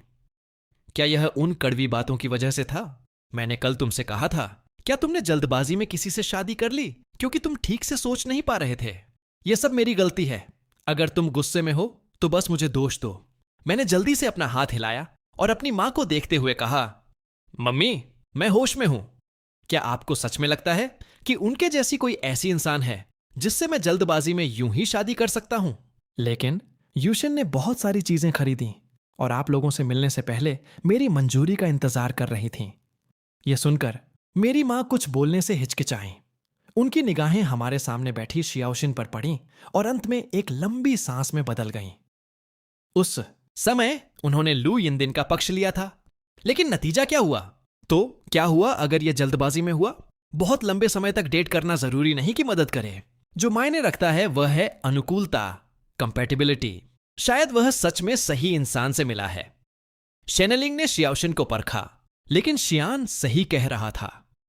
वह सुंदर है, उसका एक सम्मानजनक काम है और वह सच में उत्कृष्ट है। उसे होश खोना कैसे कहा जा सकता है? यह सोचकर मेरी मां ने कहा, चलो खाते हैं। फिर वह बर्तनों को परोसने के लिए खड़ी हुई। खाने के दौरान मेरे माता पिता पूछने लगे, क्या तुम्हारे परिवार को पता है कि तुमने शादी कर ली है? शियाओशिन ने थोड़े माफी के भाव से देखा। मैं अपने माता पिता के साथ नहीं रहती और मैंने अभी तक उन्हें नहीं बताया है। यह वास्तव में मेरी तरफ से अनुचित है। मम्मी, पापा, आप लोग कब फ्री हैं? दोनों परिवार साथ में खाना खा सकते हैं। उसका रवैया विनम्र था और उसने अपने शब्दों को पूरी तरह से संभाला, जिससे आलोचना के लिए कुछ नहीं बचा। यह सुनकर मेरे माता पिता ने सिर हिलाया। चलो पहले तुम्हारे माता पिता का शेड्यूल देख लेते हैं। तुम एक समय तय कर लो और फिर हमें बता देना। शियाओशिन सहमत होते हुए सिर हिलाया। फिर मेरे माता पिता ने यूशिन से दोबारा पूछा, तुम्हारे माता पिता क्या करते हैं? यूशिन इतनी उत्कृष्ट है, उसके माता पिता भी प्रभावशाली होने चाहिए। लेकिन हमें उसके पारिवारिक बैकग्राउंड को थोड़ा समझना चाहिए। आखिरकार हम भविष्य में एक परिवार होंगे। शियाओशिन एक पल के लिए रुकी, जवाब देने से पहले कुछ सेकंड के लिए शांत रही। मेरे माता पिता पहले एक छोटा व्यवसाय चलाते थे। अब वे मूल रूप से अर्ध सेवानिवृत्त सेमी रिटायर्ड हैं। मेरे माता पिता ने आगे पूछना जारी नहीं रखा। वे केवल एक सामान्य समझ चाहते थे। डिनर के बाद मेरे माता पिता चले गए। वे दोनों शियाओशिन के सक्रिय रवैये से बहुत खुश थे। इस बिंदु पर वे लू यिनदिन के बारे में पूरी तरह से भूल चुके थे। लू यिनदिन को अपने दिमाग से बहुत दूर फेंक दिया था। मेरे माता पिता को विदा करने के बाद शियाओशिन ने मेरे बगल में देखा और पूछा, क्या मैंने ठीक किया? मैं हंसा। जहां तक मैं देख सकता हूं, मेरे माता पिता पहले से ही बहुत खुश हैं। शियाओशिन ने राहत की सांस ली। यह तो अच्छी बात है। फिर जब शियाओशिन नहाकर बाहर आई तो मैं उसकी तरफ देखने के लिए मुड़ा और कुछ सेकंड के लिए जम गया। बाथरूम से ताजा निकली हुई उसका छोटा चेहरा गर्म पानी से लाल हो गया था। मैंने उसे पहले कभी इस तरह नहीं देखा था, इसलिए मैं थोड़ी देर और देखता रहा। मुझे अपनी तरफ देखते हुए देखकर उसने अपने चेहरे को छुआ और पूछा, क्या हुआ? मैं मुस्कुराया और कहा, आप बहुत सुंदर लग रही हैं। इसलिए मैंने थोड़ा और देख लिया। यह सुनकर शियाओशिन का चेहरा गर्म हो गया। वह मुड़ी और बेडरूम में भाग गई, कहते हुए, जल्दी करो और नहाने जाओ। शियाओशिन ने अपने जूते उतारे और बिस्तर पर चढ़ गई। अपनी जगह पर सीधी और अकड़कर लेट गई। उसने अपना सिर बगल की जगह देखने के लिए घुमाया। शादीशुदा लोगों को साथ में सोना चाहिए, है ना? वह पहले कभी किसी पुरुष के साथ एक ही बिस्तर पर नहीं सोई थी। क्या लुशियन की कोई और उम्मीदें तो नहीं होंगी? हालांकि यह बिल्कुल अनुचित भी नहीं होता। आखिरकार वह पहले से ही 28 साल की थी, लेकिन उनका कोई भावनात्मक आधार नहीं था। क्या यह एक कानूनी वन नाइट स्टैंड जैसा था? जब वह अभी भी इसके बारे में सोच रही थी, मैंने नहाना खत्म किया और बिस्तर के पास बैठ गया। शियाओशिन ने हेडबोर्ड के सहारे टिककर कंबल खींचा। मैंने कंबल उठाया और उसके बगल में लेट गया। शियाओशिन एक छोटे मेमने की तरह लग रही थी, पूरी तरह से स्थिर। उसकी खूबसूरत आंखों ने मेरी तरफ देखा और कहा, मैंने अपने माता पिता को हमारे मैरिज सर्टिफिकेट मिलने के बारे में बता दिया है। मैंने सिर हिलाया और पूछा, तो मुझे उनसे मिलने कब चलना चाहिए? शियाओशिन ने एक पल के लिए सोचा। मैं कल दोपहर फ्री हूं। हम कल दोपहर जा सकते हैं और सुबह स्कूल जाने से पहले हम अपने सास ससुर के घर भी रुक सकते हैं। यह सुनकर मैं मुस्कुराया और कहा कि मेरे माता पिता बहुत खुश होने वाले हैं। भले ही मेरे माता पिता ने लू यिनदिन को बचपन से बढ़ते देखा था, लेकिन वह केवल छुट्टियों के दौरान ही मेरे माता पिता से मिलने आती थी। यह शायद इसलिए था क्योंकि चीजें पहले से ही ऐसी थीं। मेरे साथ जुड़ने के बाद भी उसने इसे कभी गंभीरता से नहीं लिया, फिर भी उनके साथ सामान्य बड़ों की तरह ही व्यवहार किया। उस तुलना के साथ मेरे माता पिता शायद शियाओशिन को बहुत जल्दी पसंद करने लगेंगे। यह सोचकर मैंने फिर से बात की, तो मैं कल सुबह आपके साथ चलूंगा। मैंने शियाओशिन की तरफ देखा, जिसकी आंखें चमक रही थीं। अचानक मुझे कल रात के अपने आवेगी फैसले और उस पर अमल करने की अपनी क्षमता से विशेष रूप से संतुष्टि महसूस हुई। शियाओशिन ने सिर हिलाया। बेशक, मुझे तो यह भी नहीं पता कि मेरे सास ससुर कहां रहते हैं। मैं मुस्कुराया। तो फिर चलो जल्दी सो जाते हैं। शियाओशिन ने लाइट बंद कर दी और बेडरूम में अंधेरा छा गया। हम बिस्तर पर सीधे लेट गए। मेरा बिस्तर बहुत बड़ा नहीं था और शियाओशिन के आ जाने से मैं सीधे लेटते हुए लगभग किनारे से लटक रहा था। माफ करना, मैं पहले अकेला सोता था, इसलिए बिस्तर थोड़ा छोटा है। वह थोड़ा बाईं तरफ खिसकने ही वाली थी, ताकि मुझे भीड़ महसूस न हो। तभी मेरे बोलने के ठीक बाद वह अचानक एक गर्म आलिंगन में आ गई। यह अब बिल्कुल सही है। मैंने धीरे से शियाओशिन के थोड़े तनावग्रस्त शरीर को सहलाया और उसे सांत्वना दी। रिलैक्स, हम बस सो रहे हैं। मेरा कुछ भी करने का इरादा नहीं है। थोड़ी देर बाद शियाओशिन ने धीरे से पूछा, सच में? मैंने सिर हिलाया और कहा, मैं आपके पहल करने का इंतजार करूंगा। अभी हमारा बहुत ज्यादा भावनात्मक आधार नहीं है। उसने मेरे बगल में सोने से मना नहीं किया था, जो कि काफी अच्छा था। जहां तक वैवाहिक दायित्वों की बात थी, अब जब हमारी कानूनी रूप से शादी हो चुकी थी, शियाओशिन ऐसी नहीं लग रही थी कि वह मुझे मना करेगी। मैं पहल उसके हाथों में छोड़ना चाहता था। मैं नहीं चाहता था कि उसे किसी बात का पछतावा हो। बेडरूम फिर से खामोशी में डूब गया। बड़ी होने के बाद से शियाओशिन लगभग कभी किसी और के साथ एक ही बिस्तर पर नहीं सोई थी। उसका दिल लंबे समय तक शांत नहीं हो सका, जब तक कि बगल से सांस लेने की हल्की आवाज नहीं आने लगी। तभी वह धीरे धीरे रिलैक्स हुई और सो गई। जब वह अगली सुबह 6 बजे जागी तो शियाओशिन काफी देर तक बिस्तर पर खोई सी लेटी रही। वह पिछली रात लगभग 8 घंटे सोई थी और बिस्तर पर जाने के 1 घंटे से भी कम समय में सो गई थी। उसने अपना सिर बगल के पति की तरफ देखने के लिए घुमाया, जिससे उसने अभी अभी शादी की थी। एक पल के लिए उसे समझ नहीं आया कि यह इसलिए था क्योंकि वह परसों रात 3 घंटे से भी कम सोई थी, या उसकी वजह से। जब मैं जागा तो शियाओशिन मेरे बगल में नहीं थी। वह पहले से ही रसोई में नाश्ता बना रही थी। जब मैं वहां आया तो वह डाइनिंग टेबल पर नाश्ता रख रही थी। शुभ प्रभात। उसने ऊपर देखा और मुझे एक मुस्कान दी। बैठो और खाओ। ऐसा कहने के बाद वह मुड़ी और चॉपस्टिक्स लेने वापस रसोई में चली गई। मैं सीधा खड़ा हो गया। यह पहली बार था जब मैंने शियाओशिन के चेहरे पर इतनी उज्जवल मुस्कान देखी थी। उसकी पिछली मुस्कान हमेशा हल्की और सूक्ष्म रही थी। आज जैसा कुछ भी चमकदार नहीं था। शियाओशिन बैठ गई और खुद बैठने से पहले मुझे एक जोड़ी चॉपस्टिक्स सौंप दी। हमने खाना शुरू किया। मैंने उत्सुकता से पूछा, क्या आप आज बहुत खुश हैं? शियाओशिन की निगाहें मुझ पर पड़ीं। धन्यवाद, मैं कल रात लगभग 8 घंटे सोई। यह सुनकर मुझे अचानक थोड़ी सहानुभूति महसूस हुई। वह शायद बहुत अधिक दबाव में रही होगी। खुद पर बहुत ज्यादा काम का बोझ मत डालिए। नाश्ते के बाद हमने सफाई की और बाहर निकलने की तैयारी की। हमने फलों की दुकान से मौसमी फलों के डिब्बे खरीदे। हालांकि हम कल पहले ही गिफ्ट्स ला चुके थे। यह मेरे माता पिता के घर उसकी पहली मुलाकात थी, इसलिए हमें अभी भी कुछ शिष्टाचार दिखाना था। हम 7:10 बजे मेरे माता पिता के घर पहुंचे, गिफ्ट्स लिए हुए। हमने अपार्टमेंट कॉम्प्लेक्स में प्रवेश किया। जैसे ही हम अंदर गए, हमने एनी वोंग को नीचे सुबह की एक्सरसाइज करते देखा। शियान, तुम इतनी जल्दी यहां आ गए? एनी वोंग ने शियाओशिन को घूर कर देखा। ओह मेरे भगवान, ये कौन है? मैं मुस्कुराया और उनका अभिवादन किया। गुड मॉर्निंग एनी वोंग, यह मेरी पत्नी है। एनी वोंग एक पल के लिए जम गईं। उन्हें याद था कि शियान की गर्लफ्रेंड वह थी जो हर साल न्यू ईयर की मुलाकातों के लिए आती थी। शियाओशिन ने भी शालीनता से उनका अभिवादन किया। Good morning any Wong. जिस पल उन्होंने शियाओशिन को अपना अभिवादन करते सुना, वह पिछली वाली को पूरी तरह भूल गईं। चमकती मुस्कान के साथ उन्होंने शियाओशिन की तरफ देखा। अद्भुत, अद्भुत। शियान की पसंद अच्छी है। तुम्हारी बहू सुबह सुबह मिलने आई है।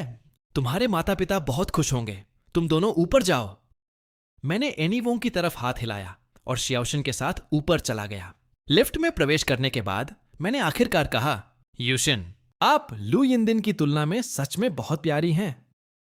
आप बहुत अधिक प्यारी हैं, भले ही आप दोनों थोड़े शांत स्वभाव के हैं। यूशिन सच में मुझसे जुड़ी हर चीज की परवाह करती है। शियाओशिन धीरे से मुस्कुराई। क्या तुम मेरी तारीफ कर रहे हो? मैं मुस्कुराया और सिर हिलाया। बेशक। मेरा मूल रूप से सीधे पासवर्ड का उपयोग करके प्रवेश करने का इरादा था, लेकिन चूंकि यह शियाओशिन की पहली मुलाकात थी, इसलिए हमें उचित प्रक्रिया से गुजरना था। इसलिए मैंने डोरबेल बजाई। आया। जिस पल दरवाजा खुला, मेरे पापा अपनी जगह पर जम गए। मेरी मां ने पूछा, कौन है? शियाओशिन ने उनका अभिवादन किया। गुड मॉर्निंग मम्मी और पापा। मेरे पापा एक तरफ हट गए और अपनी पत्नी से कहा, तुम्हारा बेटा और बहू यहां हैं। मेरी मां ने जो कुछ भी पकड़ा हुआ था उसे नीचे रखा और जल्दी से आ गईं। हमें सुबह सुबह इस तरह आते देखकर वह बेहद खुश हुईं। जल्दी अंदर आओ। अंदर आने के बाद मेरे पापा ने कहा, क्या तुमने कल पहले ही गिफ्ट्स नहीं खरीदे थे? आज और क्यों लाए? शियाओशिन ने मुस्कुराते हुए कहा। पहली बार खाली हाथ नहीं आ सकते। मेरी माँ ने शियाओशिन के लिए 1 कप चाय डाली और पूछा, क्या तुमने नाश्ता कर लिया है? मैंने जवाब दिया, हम आने से पहले ही खा चुके हैं। क्या आप दोनों ने खा लिया? तो मेरी माँ ने मुस्कुराते हुए कहा, हमने खा लिया है। अगर तुम दोनों थोड़ी देर बाद आते तो हम पहले ही बाहर जा चुके होते। शियाओशिन अपने सास ससुर का समय खराब नहीं करना चाहती थी, इसलिए उसने जोड़ा, मम्मी और पापा, मेरी आज सुबह क्लास है, इसलिए मुझे जल्द ही निकलना होगा। मेरे माता पिता ने बार बार सिर हिलाया। ठीक है, जब भी समय मिलेगा हम सब साथ बैठकर खाना खाएंगे। हम चारों थोड़ी देर बैठे और फिर साथ में नीचे गए। मैंने उस दिशा की तरफ देखा जहां मेरे माता पिता की कार गायब हो गई थी और मुस्कुराए बिना नहीं रह सका। फिर मैंने समय चेक किया और कहा, पहले ही 8 बज चुके हैं, आपको स्कूल जाना चाहिए है ना? शियाओशिन ने अपना फोन निकाला और समय देखा। शांति से उसने कहा, तो मैं स्कूल जा रही हूं, रास्ते में सावधान रहना। शियाओशिन को अलविदा कहने के बाद मैं कैफे के लिए निकल गया। रास्ते में मैंने दुकान पर ले जाने के लिए चॉकलेट का एक बहुत बड़ा डिब्बा खरीदा। स्टाफ के लिए मैं हमेशा कर्मचारियों के करीब रहा था, शायद इसलिए क्योंकि हम लगभग एक ही उम्र के थे। बॉस, आप कल दुकान पर क्यों नहीं आए? मैं मुस्कुराया और कहा, मैं कल शादी करने गया था। कर्मचारियों में से एक, जिसने अभी अभी मुंह में डालने के लिए चॉकलेट उठाई थी, वहीं जम गई। अरे नहीं बॉस, क्या ये शादी की कैंडीज है? मैंने सिर हिलाया। आप सभी के लिए एक छोटा सा बोनस। कर्मचारी सभी उत्साहित थे। सच में ऐसा क्यों लगता है कि बॉस मजाक कर रहे हैं? लेकिन सबने सोचा था कि बॉस लू यिनदिन से शादी करने जा रहे थे। वे दोनों साथ में अच्छे लगते थे। मैंने एक और चॉकलेट फेंकी। बेशक यह सच है। कर्मचारी ने मुस्कुराते हुए इसे पकड़ लिया। तो बधाई हो बॉस। ऐसा कहने के बाद उसने फिर से सांस ली। मैंने उत्सुकता से पूछा, तुम इस तरह क्यों सांस ले रहे हो? एक अन्य कर्मचारी हंसा। आज वही दिन होना चाहिए था। वह खूबसूरत महिला कॉफी खरीदने आई थी। किसे पता था कि पहले से ही सुबह हो चुकी है और वह अभी तक नहीं आई है। आज तारीफ करने के लिए कोई सुंदरता नहीं है। मैंने हल्के से खांसा। कोई बात नहीं, अगली बार जब वह आएगी तो मैं उसे दुकान में इतनी देर रुकने दूंगा कि तुम उसकी अच्छी तरह से तारीफ कर सको। ऐसा कहने के बाद मैंने उसके कंधे को थपथपाया। जब तक शियाओशिन ने पढ़ाना खत्म किया तब तक पहले ही 11:30 बज चुके थे। वह अपने ऑफिस लौटी और आराम करने बैठ गई। कुछ ही समय बाद उसी विभाग की एक पुरानी सहकर्मी चिनमिंग वापस आई। चिनमिंग को अपनी आंखों में कुछ चमकता हुआ महसूस हुआ। वह शियाओशिन की तरफ देखने के लिए मुड़ी, जो अपनी नाक के पुल को रगड़ रही थी। उसका हाथ इत्तेफाक से धूप के नीचे था और उसकी बाईं अनामिका रिंग फिंगर की अंगूठी चमकदार लग रही थी। वह मुस्कुराते हुए पास आई। मैं कहती हूं, शियाओशिन, यहां क्या चल रहा है? तुम्हारी उम्र में क्या किसी 18 साल की लड़की ने तुम्हारी उंगली में वह अंगूठी डाली है? वे पहले सहपाठी रहे थे। सार्वजनिक रूप से वह उसे प्रोफेसर शिया कहती थी, लेकिन निजी तौर पर जब कोई आसपास नहीं होता था तो वे इस तरह व्यवहार करते थे। शियाओशिन ने अपनी आंखें खोलीं, अपना हाथ उठाया और शादी की अंगूठी को देखा। अपनी बाईं अनामिका पर चिनमिंग ने हाथ आगे बढ़ाया। इसे लेकर आजमाना चाहती थी। मुझे देखने दो, ये कितना मजेदार है। शियाओशिन थोड़ा बची। ये मेरी शादी की अंगूठी है। चिनमिंग ने उसे भ्रम में देखा। शादी की अंगूठी? शियाओशिन, तुमने शादी कब की? उसने गंभीरता से शियाओशिन की जांच की। वह ऐसी नहीं लग रही थी जैसे मजाक कर रही हो, और शियाओशिन उस तरह की नहीं थी जो मजाक करे। तुम गंभीर हो। उन्होंने इतने लंबे समय तक साथ काम किया था, फिर भी उसे कभी पता ही नहीं चला कि शियाओशिन का कोई बॉयफ्रेंड था और अब उसकी शादी हो चुकी थी। उसने इसके बारे में ध्यान से सोचा। उसने निश्चित रूप से पहले अंगूठी नहीं पहनी थी। उसने इसे हाल ही में पहना होगा। हमें कल सर्टिफिकेट मिला है। शियाओशिन के होठों के कोने थोड़े उठे, जिससे एक अदृश्य मुस्कान बन गई। जब भी समय मिलेगा मैं तुम्हें खाना खिलाऊंगी। चिनमिंग इस बात पर हैरान थी कि कैसे हम साथ में सिंगल रहने के लिए सहमत हुए थे। लेकिन तुमने चुपके से मेरी पीठ पीछे शादी कर ली। मुझे तुम्हें डांटने के लिए एक लंबा शास्त्रीय निबंध लिखने का मन कर रहा है। शियाओशिन ने लापरवाही से जवाब दिया। आगे बढ़ो, चलो तुम्हारी लेखन कला देखते हैं। चिनमिंग शियाओशिन के नए पति के बारे में बेहद उत्सुक थी। हम दोनों आज दोपहर फ्री हैं। कैसा रहेगा अगर आज मुझे खाना खिलाओ और अपने रहस्यमयी पति को भी साथ लाओ? शियाओशिन ने 11:40 के समय पर नजर डाली। वह चिनमिंग के साथ लंच कर सकती थी जब उसने अपना फोन निकाला और अवचेतन रूप से अपने कॉन्टैक्ट्स खोले। उसकी उंगली सन्नाटे में जम गई। उसने सब कुछ ध्यान से सोचा था, सिवाय इसके कि वह शियान से उसकी संपर्क जानकारी मांगना भूल गई थी। शियाओशिन ने असहाय होकर अपना माथा रगड़ा। चिनमिंग ने पूछा, क्या हुआ? बस उसे फोन करो या उसे एक मैसेज भेज दो। शियाओशिन ने अजीब तरह से खांसा। आज नहीं, मुझे अपने माता पिता के घर वापस जाना है, अगली बार। अपनी डेस्क को व्यवस्थित करने के बाद उसने अपना ब्रीफकेस उठाया और ऑफिस से चली गई। चिनमिंग अभी भी इस झटके में डूबी हुई थी कि उसकी अच्छी सहकर्मी और दोस्त ने चुपके से उसकी पीठ पीछे शादी कर ली थी। शियाओशिन कार से कैफे गई। जहां तक इस तथ्य का सवाल था कि नवविवाहितों के पास एक दूसरे की संपर्क जानकारी भी नहीं थी। शायद उनके जैसा कोई दूसरा जोड़ा नहीं होगा। यह लगभग एक किराए की शादी जैसा था। उसने कैफे के सामने कार पार्क की और दुकान में प्रवेश करने के लिए बाहर निकली। कर्मचारी शियाओशिन को देखकर चकित रह गए। यह पहली बार था जब यह सुंदरी सुबह 8 बजे के अलावा कैफे में आई थी। शियाओशिन सीधे लुशियन के बारे में नहीं पूछना चाहती थी, इसलिए उसने पहले एक कॉफी का ऑर्डर दिया। फिर उसने पूछा, क्या आपके बॉस यहां नहीं हैं? कुछ सेकंड बाद कर्मचारियों में से एक ने जवाब दिया, हमारे बॉस आपके आने से 5 मिनट पहले ही घर चले गए। कर्मचारियों में से एक ने मजाक किया, हमारे बॉस की अब शादी हो गई है। शियाओशिन ने अपनी भौहें थोड़ी उठाई और शांति से जवाब दिया, मुझे पता है। उसे कॉफी सौंपने के बाद कर्मचारी ने लापरवाही से उस चॉकलेट का एक टुकड़ा उठाया जो बॉस ने खरीदा था। यहां लीजिए, एक चॉकलेट खाइए, इसे हमारे बॉस द्वारा दी गई शादी की दावत का हिस्सा मानिए। धन्यवाद। शियाओशिन ने कॉफी स्वीकार की और चॉकलेट भी ले ली। ऐसा लग रहा था कि अगली बार जब वह आएगी तो उसे भी कुछ शादी की कैंडीज लानी होंगी। वह मुड़ी और कैफे से बाहर चली गई। दुकान में कर्मचारी तुरंत इस पर चर्चा करने लगे। ऐसा था जैसे उन्होंने एक पूरे रोमांटिक ड्रामे की कल्पना कर ली हो। वे इस सुंदरी को और भी पसंद करने लगे थे। वह किसी तरह लू यिनदिन से बेहतर महसूस हो रही थी। जब शियाओशिन घर लौटी तो मैं इत्तेफाक से अपने जूते बदल रहा था। मैंने उसे भ्रम में देखा और पूछा, आप वापस क्यों आ गई? शियाओशिन अजीब तरह से मुस्कुराई। मुझे दोपहर में कुछ काम नहीं था, इसलिए मैं तुम्हारे साथ लंच करना चाहती थी। मैंने भ्रम में अपना सिर उठाया। तो फिर आपने मुझे फोन क्यों नहीं किया? बोलने से पहले ही मैं चुप हो गया। ओह, मुझे याद आया। ऐसा लगता है कि हमारे पास एक दूसरे की संपर्क जानकारी नहीं है। मैं अजीब तरह से हंस पड़ा। यह किस तरह की स्थिति है? शियाओशिन ने अपना फोन निकाला। मुझे अपना नंबर दो। मैंने अपना फोन नंबर सुनाया। इसे सेव करने के बाद शियाओशिन ने मुझे फोन किया। मेरी जेब में फोन तुरंत बज उठा। मैंने भी लापरवाही से उसका कॉन्टैक्ट सेव कर लिया। मैंने इस पर यूशिन लेबल लगा दिया। शियाओशिन ने स्क्रीन पर कुछ बार टैप किया और मुझे वीचैट पर एक फ्रेंड रिक्वेस्ट मिली। संपर्क के हर माध्यम को जोड़ने के बाद शियाओशिन ने पूछा, लंच के लिए बाहर चलना चाहते हो? मैंने सिर हिलाया। मैं कपड़े बदल लेता हूं। हमें आज दोपहर वहां थोड़ा जल्दी पहुंचना चाहिए। मैं नहीं चाहता कि आपके माता पिता बहुत लंबा इंतजार करें। लगभग 15 मिनट बाद मैं तैयार होकर बाहर आया। मैं शियाओशिन के पास गया और पूछा, क्या यह ठीक है?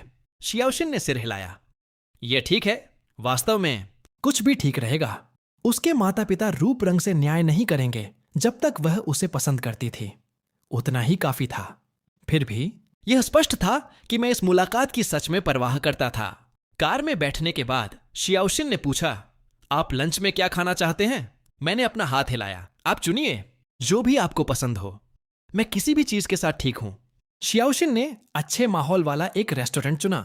उनके ऑर्डर देने के बाद मैंने लापरवाही से साइड में देखा। उस एक नजर ने मुझे जमा दिया। मैंने हुआ और लू यिनदिन को उसके सामने बैठे देखा। हुआ की नजर मुझसे मिली। हुआ ने कुछ सेकंड के लिए उस दिशा में घूर कर देखा जहां हम बैठे थे। लू यिनदिन ने ठंडे स्वर में पूछा, तुम क्या देख रही हो? हुआ ने तुरंत उसकी दृष्टि को अवरुद्ध किया और खुद को संभाला। इसके साथ ही उसने जल्दी से लू यिनदिन के लिए और वाइन डाली। कुछ नहीं, थोड़ा और पियो। लू यिनदिन ने उसे भ्रम में देखा। कुछ ही मिनट पहले हुआ ने उससे कम पीने के लिए कहा था। हुआ ने हल्के से खांसा। चलो खाते हैं। लेकिन उसने फिर भी मेरी दिशा में देखा, थोड़ा भौहें सिकोड़ते हुए। शियाओशिन ने भी एक नजर में पहचान लिया। वह महिला जिसने मेरे साथ बहस की थी, लू यिनदिन, उसके सामने बैठे व्यक्ति के साथ। शियाओशिन ने धीरे से पूछा, क्या यह ठीक रहेगा? मैंने अपना सिर हिलाया। इससे कोई फर्क नहीं पड़ता। चलो बस खाते हैं। वास्तव में शियाओशिन का अपना एक स्वार्थी मकसद था। उसने प्रवेश द्वार पर ही लू यिनदिन को देख लिया था। लेकिन उसने ध्यान न देने का नाटक किया और फिर भी मेरे साथ अंदर आ गई। अब हमारी शादी हो चुकी थी। तो वह खुलकर और ईमानदारी से क्यों ना सामने आए। मैंने उसे एक संक्षिप्त परिचय दिया। लू यिनदिन के सामने जो बैठी है उसका नाम हुआ है और जंग यू भी है। वे दोनों मुझसे 2 साल बड़े हैं और वे मेरे बहुत अच्छे दोस्त हैं। शियाओशिन ने सिर हिलाया। मैं याद रखूंगी। थोड़ा सोचने के बाद मैंने जोड़ा, मैंने अभी तक उन्हें नहीं बताया है कि मेरी शादी हो चुकी है। अगली बार हम साथ में डिनर करेंगे। शियाओशिन ने मुस्कुराते हुए कहा, ठीक है, अगली बार मैं उन्हें खाना खिलाऊंगी। मैं उसकी तरफ मुस्कुराया। आप उन्हें खिलाइए, भुगतान मैं करूंगा। तभी वेटर व्यंजन लेकर आया। मैंने मछली का एक टुकड़ा उठाया और उसके कटोरे में रख दिया। पहले खाइए, हुआ कालू। यिनदिन के साथ खाने का बिल्कुल मूड नहीं था। अब उसके विचार पूरी तरह से हमारी टेबल पर चले गए थे। उसने अनुमान लगाया कि वह महिला शायद वही मिस शिया थी जिसका मैंने पहले जिक्र किया था। मुझे मिस शिया के कटोरे में खाना डालते हुए देखकर हुआ अंदर ही अंदर सांस लिए बिना नहीं रह सकी। तो उन्होंने पहले ही अभिनय करना शुरू कर दिया है। उसने ऐसा क्यों सोचा कि वे अभिनय कर रहे थे मेरे रवैये के कारण? अगर यह सिर्फ विपरीत लिंग का कोई असंबंधित सदस्य होता तो मैं उन्हें खाना परोसते हुए कभी नहीं मुस्कुराता। तो वे निश्चित रूप से अभिनय कर रहे थे और अभिनेता भी काफी आश्वस्त करने वाले थे। यह सोचकर हुआ अचानक हंस पड़ी। अगर लू यिनदिन ने यह देखा तो वह शायद गुस्से से मर जाएगी। उसकी बिना किसी कारण की हंसी सुनकर लू यिनदिन ने भौहें सिकोड़ी। हुआ ने इसे छिपाने के लिए फिर से खांसा। तुमने अभी क्या कहा? लू यिनदिन ने एक सांस छोड़ी। मेरे माता पिता ने कल मुझे शियान के बारे में पूछने के लिए फोन किया था। हुआ हैरान लग रही थी। यिनदिन, मैं इस पर ठंडा पानी डालने की कोशिश नहीं कर रही हूं, लेकिन इसका मतलब है कि अंकल लू और आंटी शेन भी पहले से जानते हैं। फिर तुम्हारे और शियान के पास बिल्कुल कोई मौका नहीं बचा है। लू यिनदिन ने कहा। मैंने उन्हें फोन किया था। अंकल लू ने जवाब नहीं दिया। मैं कल रात वहां भी गई थी, लेकिन घर पर कोई नहीं था। हुआ ने अपनी जीभ दबाई। मैं तुम्हें बता रही हूं, यह एक बंद रास्ता है। अगर तुमने शियान के साथ बेहतर व्यवहार किया होता तो चीजें कभी इस तरह खत्म नहीं होती। लू यिनदिन ने अपने गिलास में वाइन को घुमाया। क्योंकि वह कभी नहीं छोड़ेगा, वह मेरा इंतजार करेगा। मैंने इन पिछले कुछ दिनों में चीजों को सोचा है। मैं उससे क्यों लड़ रही थी? मुझे माफी मांगनी चाहिए। यह सुनकर हुआ ने व्यंग्यात्मक ढंग से बात की। सोचो कि तुमने गु युआकिन के साथ कैसा व्यवहार किया था और फिर सोचो कि तुमने शियान के साथ कैसा व्यवहार किया। क्या तुम उसे सिर्फ इसलिए मारोगी क्योंकि उसने तुम्हारी चीजें तोड़ दी? लू यिनदिन ने ठंडे स्वर में कहा। हुआ, बहुत हुआ। हुआ ने कंधे उचका दिए। ठीक है, मैं फिर कुछ नहीं कहूंगी। वैसे भी जो बुरी तरह पीड़ित है वह वही है। लू यिनदिन को सच सुनना नापसंद था। लू यिनदिन ने हुआ की तरफ भौहें सिकोड़ी और कहा, यह पहले से ही टूट चुका है, इसे दोबारा मत उठाओ। वह सिर्फ एक बेजान वस्तु थी। इसने मेरे पास मौजूद लगाव के आखिरी हिस्से को छीन लिया। मेरा भविष्य केवल शियान का होगा। हुआ को अंदर से अवाक महसूस हुआ, जैसा कि लू यिनदिन से उम्मीद थी। एक बार जब यह टूट गया तो यह सिर्फ एक वस्तु बन गया। हुआ ने खाने के कुछ निवाले लिए और सांस ली। पसंदीदा होना वास्तव में लोगों को निडर बनाता है, लेकिन इस बार लू यिनदिन एक अंतहीन खाई में गिर सकती है। अपनी आंख के कोने से उसने मुझे और मिस शिया को जाने के लिए खड़े होते देखा। उसने कुछ सेकंड के लिए उधर नजर डाली। लू यिनदिन ने नोटिस किया कि हुआ पहले से ही एक से अधिक बार उधर देख चुकी थी। इस बार उसने अपना सिर घुमाया और उसकी दृष्टि का पीछा किया। वह देखना चाहती थी कि इतना दिलचस्प क्या था। अचानक वह जम गई। ऐसा लगा जैसे उसके शरीर का सारा खून जम गया हो। हुआ ने चुपचाप लू यिनदिन की तरफ देखा। वह निश्चित रूप से काफी आग बबूला थी। लू यिनदिन का चेहरा काला पड़ गया। वह खड़ी हुई और लुशियन की तरफ बढ़ी। हुआ ने उसे आवाज दी, लेकिन उसने कोई प्रतिक्रिया नहीं दी। लू यिनदिन ने शियाओशिन को धक्का दे दिया। हम पहले से ही जाने की योजना बना रहे थे, इसलिए हमने कभी नोटिस नहीं किया कि लू यिनदिन हमारे पीछे आ रही थी। अचानक पकड़े जाने पर शियाओशिन वापस एक कुर्सी पर गिर गई। तुरंत ही रेस्टोरेंट में हर कोई देखने लगा। मैंने लू यिनदिन को अनदेखा किया और जल्दी से शियाओशिन को उठने में मदद की। क्या आप ठीक हैं? तभी लू यिनदिन की गुस्से से भरी आवाज गूंजी। लुशियन, तुम क्या कर रहे हो? मैं तुमसे पूछ रही हूं, तुम वास्तव में क्या कर रहे हो? स्थिति देखकर हुआ ने तुरंत लू यिनदिन को पीछे खींचा और हमारे बीच खड़ी हो गई। उस पल मैं शियाओशिन के सामने खड़ा हो गया, उसे अपने पीछे ढालते हुए। मैंने लू यिनदिन को गुस्से में घूरते हुए कहा, लू यिनदिन, मेरा अब तुमसे कोई लेना देना नहीं है। मुझसे जितना हो सके दूर चली जाओ। मुझे तुम पर हाथ उठाने के लिए मजबूर मत करो। यह सुनकर लू यिनदिन ने अविश्वास से मेरी तरफ देखा और पूछा, वह कौन है? मैंने शियाओशिन के चारों ओर एक हाथ लपेटा और धीरे से कहा, वह मेरी पत्नी है। हुआ के होठों पर एक मुस्कान आ गई। शियान काफी चतुर था। वह वाक्य लू यिनदिन के लिए विनाशकारी था। लू यिनदिन निश्चित रूप से आज रात नहीं सो पाएगी।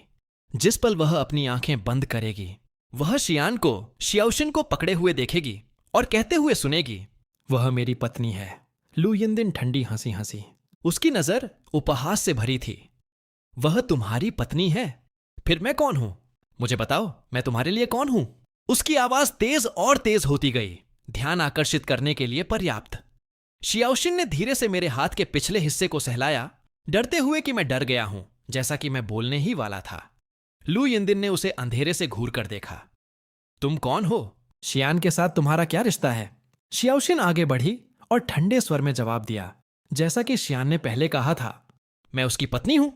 हुआ पूरी तरह से चौंक गई थी। ये अभिनेता सच में बहुत आश्वस्त करने वाले थे। मैंने लू यिनदिन को पूरी तरह से अनदेखा किया और सीधे शियाओशिन को ले गया।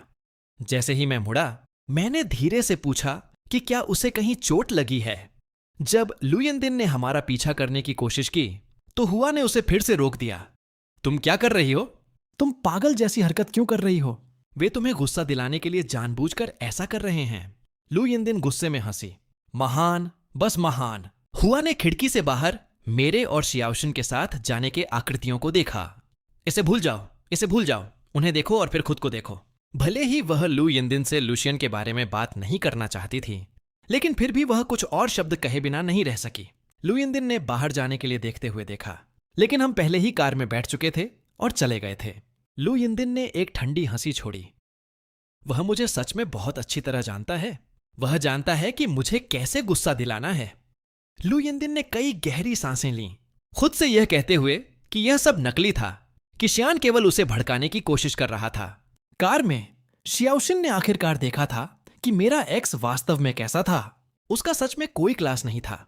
शियाओशिन को अचानक याद आया कि वह थप्पड़ जो मैंने खाया था कितना दर्दनाक रहा होगा। उसने मेरी तरफ तिरछी नजर से देखा और नोटिस किया कि मैं कुछ गणना कर रहा था। फिर मैंने बात की, क्या आपको लगता है कि ये गिफ्ट्स थोड़े कम हैं? क्या हमें फिर से मॉल जाना चाहिए और देखना चाहिए कि क्या कुछ और खरीदना चाहिए? ट्रस्टी, हम फिर से मॉल गए। मॉल पहुंचने के बाद मैंने शियाओशिन के बगल में चलते हुए कार्ट को धकेला। काफी देर बाद मैंने आखिरकार कहा, अगर अगली बार कुछ भी खतरनाक होता है तो आपको तुरंत मेरे पीछे छिप जाना चाहिए। अगर आपको चोट लगी तो मुझे बहुत दुख होगा। यह सुनकर शियाओशिन मेरी तरफ देखने के लिए मुड़ी, सिर हिलाया और फिर मुस्कुराई। ठीक है। हमने मॉल के चक्कर लगाए और अपनी शॉपिंग खत्म करने के बाद ही हम अपने सास ससुर से मिलने गए। मैं गाड़ी चलाते हुए मुस्कुराया। मेरे सास ससुर काफी दूर रहते हैं? शियाओशिन ने सिर हिलाया और कहा कि उसके माता पिता के रिटायर होने के बाद वे यहां आ गए। कार रुकने के बाद मैंने अपने सामने बड़े चीनी शैली के आलीशान घर मैंशन को देखा और कुछ सेकंड के लिए जम गया। मैंने इसके इतने बड़े होने की उम्मीद नहीं की थी। यह मेरी उम्मीदों से कहीं ज्यादा था। कार से बाहर निकलने के बाद मैंने अपने सास ससुर के लिए खरीदे गए गिफ्ट्स को उठाया। जैसे ही हम प्रवेश करने वाले थे, शियाओशिन के माता पिता बाहर आ गए। हाउसकीपर उनके पीछे पीछे आ रहा था। हाउसकीपर ने तुरंत मेरे हाथों से चीजें ले लीं। शियाओशिन के माता पिता ने मुझे ध्यान से देखा। उनके चेहरों पर एक हल्की मुस्कान थी, न बहुत गर्मजोशी न बहुत ठंडी, बिल्कुल सही। शियाओशिन ने उनका परिचय कराया। ये मेरे माता पिता हैं। जिस पल वे सामने आए, मुझे एहसास हुआ कि शियाओशिन को उसकी सुंदरता कहां से मिली थी। उसे स्पष्ट रूप से यह अपने माता पिता से विरासत में मिला था। मैंने आवाज दी, मम्मी, पापा। अप्रत्याशित रूप से शियाओशिन के माता पिता ने इसे तुरंत स्वीकार कर लिया।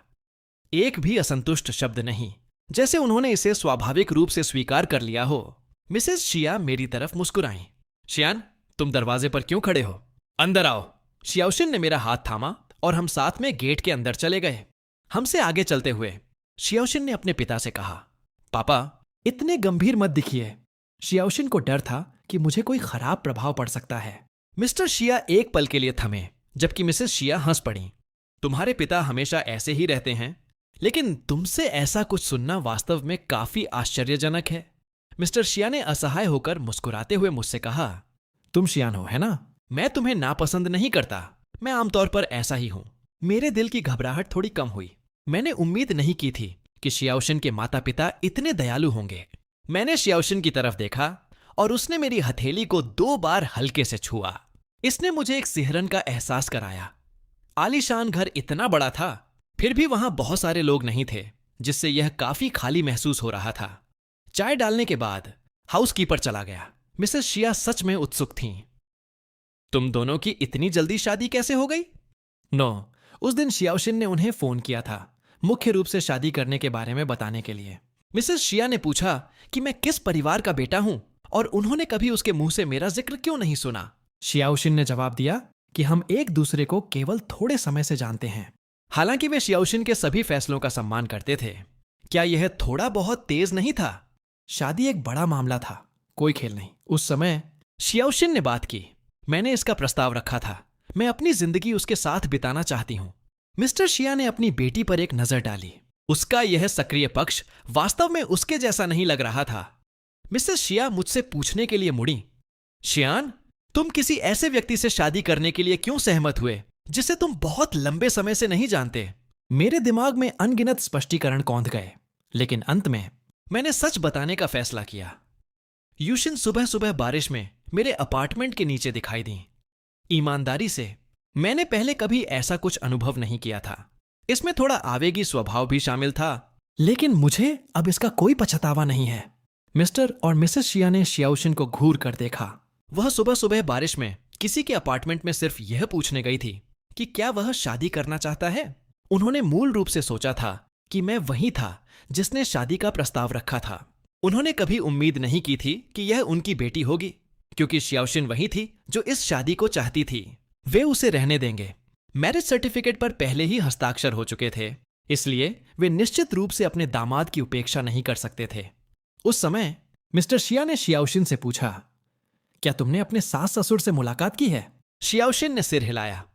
मैं पहले ही जा चुकी हूं। अभी के लिए उन्होंने मुझे भी स्वीकार कर लिया है। मिस्टर और मिसेस शिया समझ गए। तुम्हारे माता पिता कब फ्री होंगे? हम अभी तक उनसे नहीं मिले हैं, शियाओशिन ने जवाब दिया। मैं व्यवस्था कर दूंगी। जैसे ही उसने अपनी बात खत्म की, हाउसकीपर अंदर आया और कहा, खाना तैयार है। खाते समय मिसेस शिया ने मुझसे कुछ सामान्य सवाल पूछे। शियान, तुम अभी किस तरह का काम करते हो? यह बिल्कुल सामान्य पारिवारिक बातचीत जैसा लग रहा था। मैंने जल्दी से जवाब दिया, ग्रेजुएशन के बाद मैंने एक कॉफी शॉप खोली और तब से इसे चला रहा हूं। बिजनेस काफी अच्छा है और आमदनी भी ठीक ठाक है। मिस्टर शिया को यह काफी अच्छा लगा। तुम्हारे माता पिता के बारे में क्या? मैंने जारी रखा। मेरे पापा एक यूनिवर्सिटी प्रोफेसर हैं और मेरी मम्मी एक चीफ फिजिशियन हैं। मिस्टर शिया ने शियाओशिन की तरफ देखकर मुस्कुराया। फिर वह वास्तव में तुम्हारे ससुर की पसंद में फिट बैठती है। मैंने अपने आप से सोचा कि इसका मूल रूप से मतलब था कि मेरे पापा वास्तव में शियाओशिन को काफी पसंद करते थे। मिस्टर और मिसेस शिया ने केवल बुनियादी पारिवारिक मामलों के बारे में पूछा और आगे जारी नहीं रखा। वे बस मुझे और खाने के लिए कहते रहे। शियाओशिन मेरे कटोरे में खाना डालती रही, मुझे और खाने के लिए कहती रही। खाना काफी सुखद रहा। जैसा कि शियाओशिन ने कहा था, जब तक यह कोई ऐसा व्यक्ति था जिसे वह पसंद करती थी, उसके माता पिता इसे स्वीकार कर लेंगे। खाने के बाद मेरे ससुर हमें दरवाजे तक छोड़ने आए। हमारे जाने के कुछ ही मिनटों बाद आलीशान घर के सामने एक मसेराटी रुकी।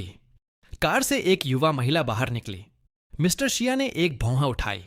तुम्हारी बहन अभी अभी गई है। लड़की धीरे से हंसी। मैं इत्तेफाक से पास से गुजर रही थी और मैंने शियाओशिन की कार देखी।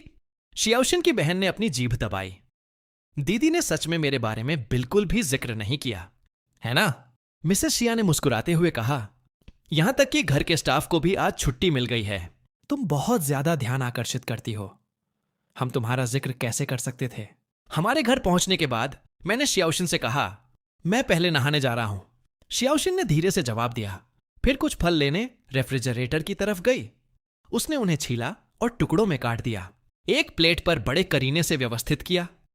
जब तक उसने टेबल साफ की, मैं नहाना खत्म कर चुका था। उसने प्लेट को लिविंग रूम की कॉफी टेबल पर रख दिया। मैंने कुछ फल काटे हैं, थोड़ा खा लीजिए। उसे बाथरूम की तरफ जाते हुए देखने के बाद मैं फलों की प्लेट को घूरने के लिए मुड़ा। मैंने कांटे से आम का एक टुकड़ा उठाया और उसे अपने मुंह में डाल लिया। तभी मेरे फोन की स्क्रीन चमक उठी। मैंने जंगयू द्वारा भेजे गए मैसेज पर नजर डाली। काम से छूट गए? मैंने जवाब दिया। पहले से ही घर पर हूं। जंगयू ने फिर कोई जवाब नहीं दिया। 2 मिनट से भी कम समय बाद डोरबेल बजी।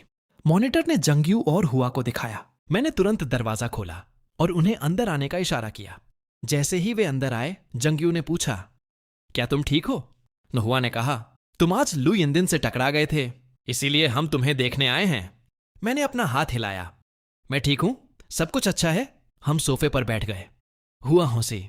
तुमने आज जो लाइन कही थी वह लू यिंदिन को गुस्से से मार सकती थी।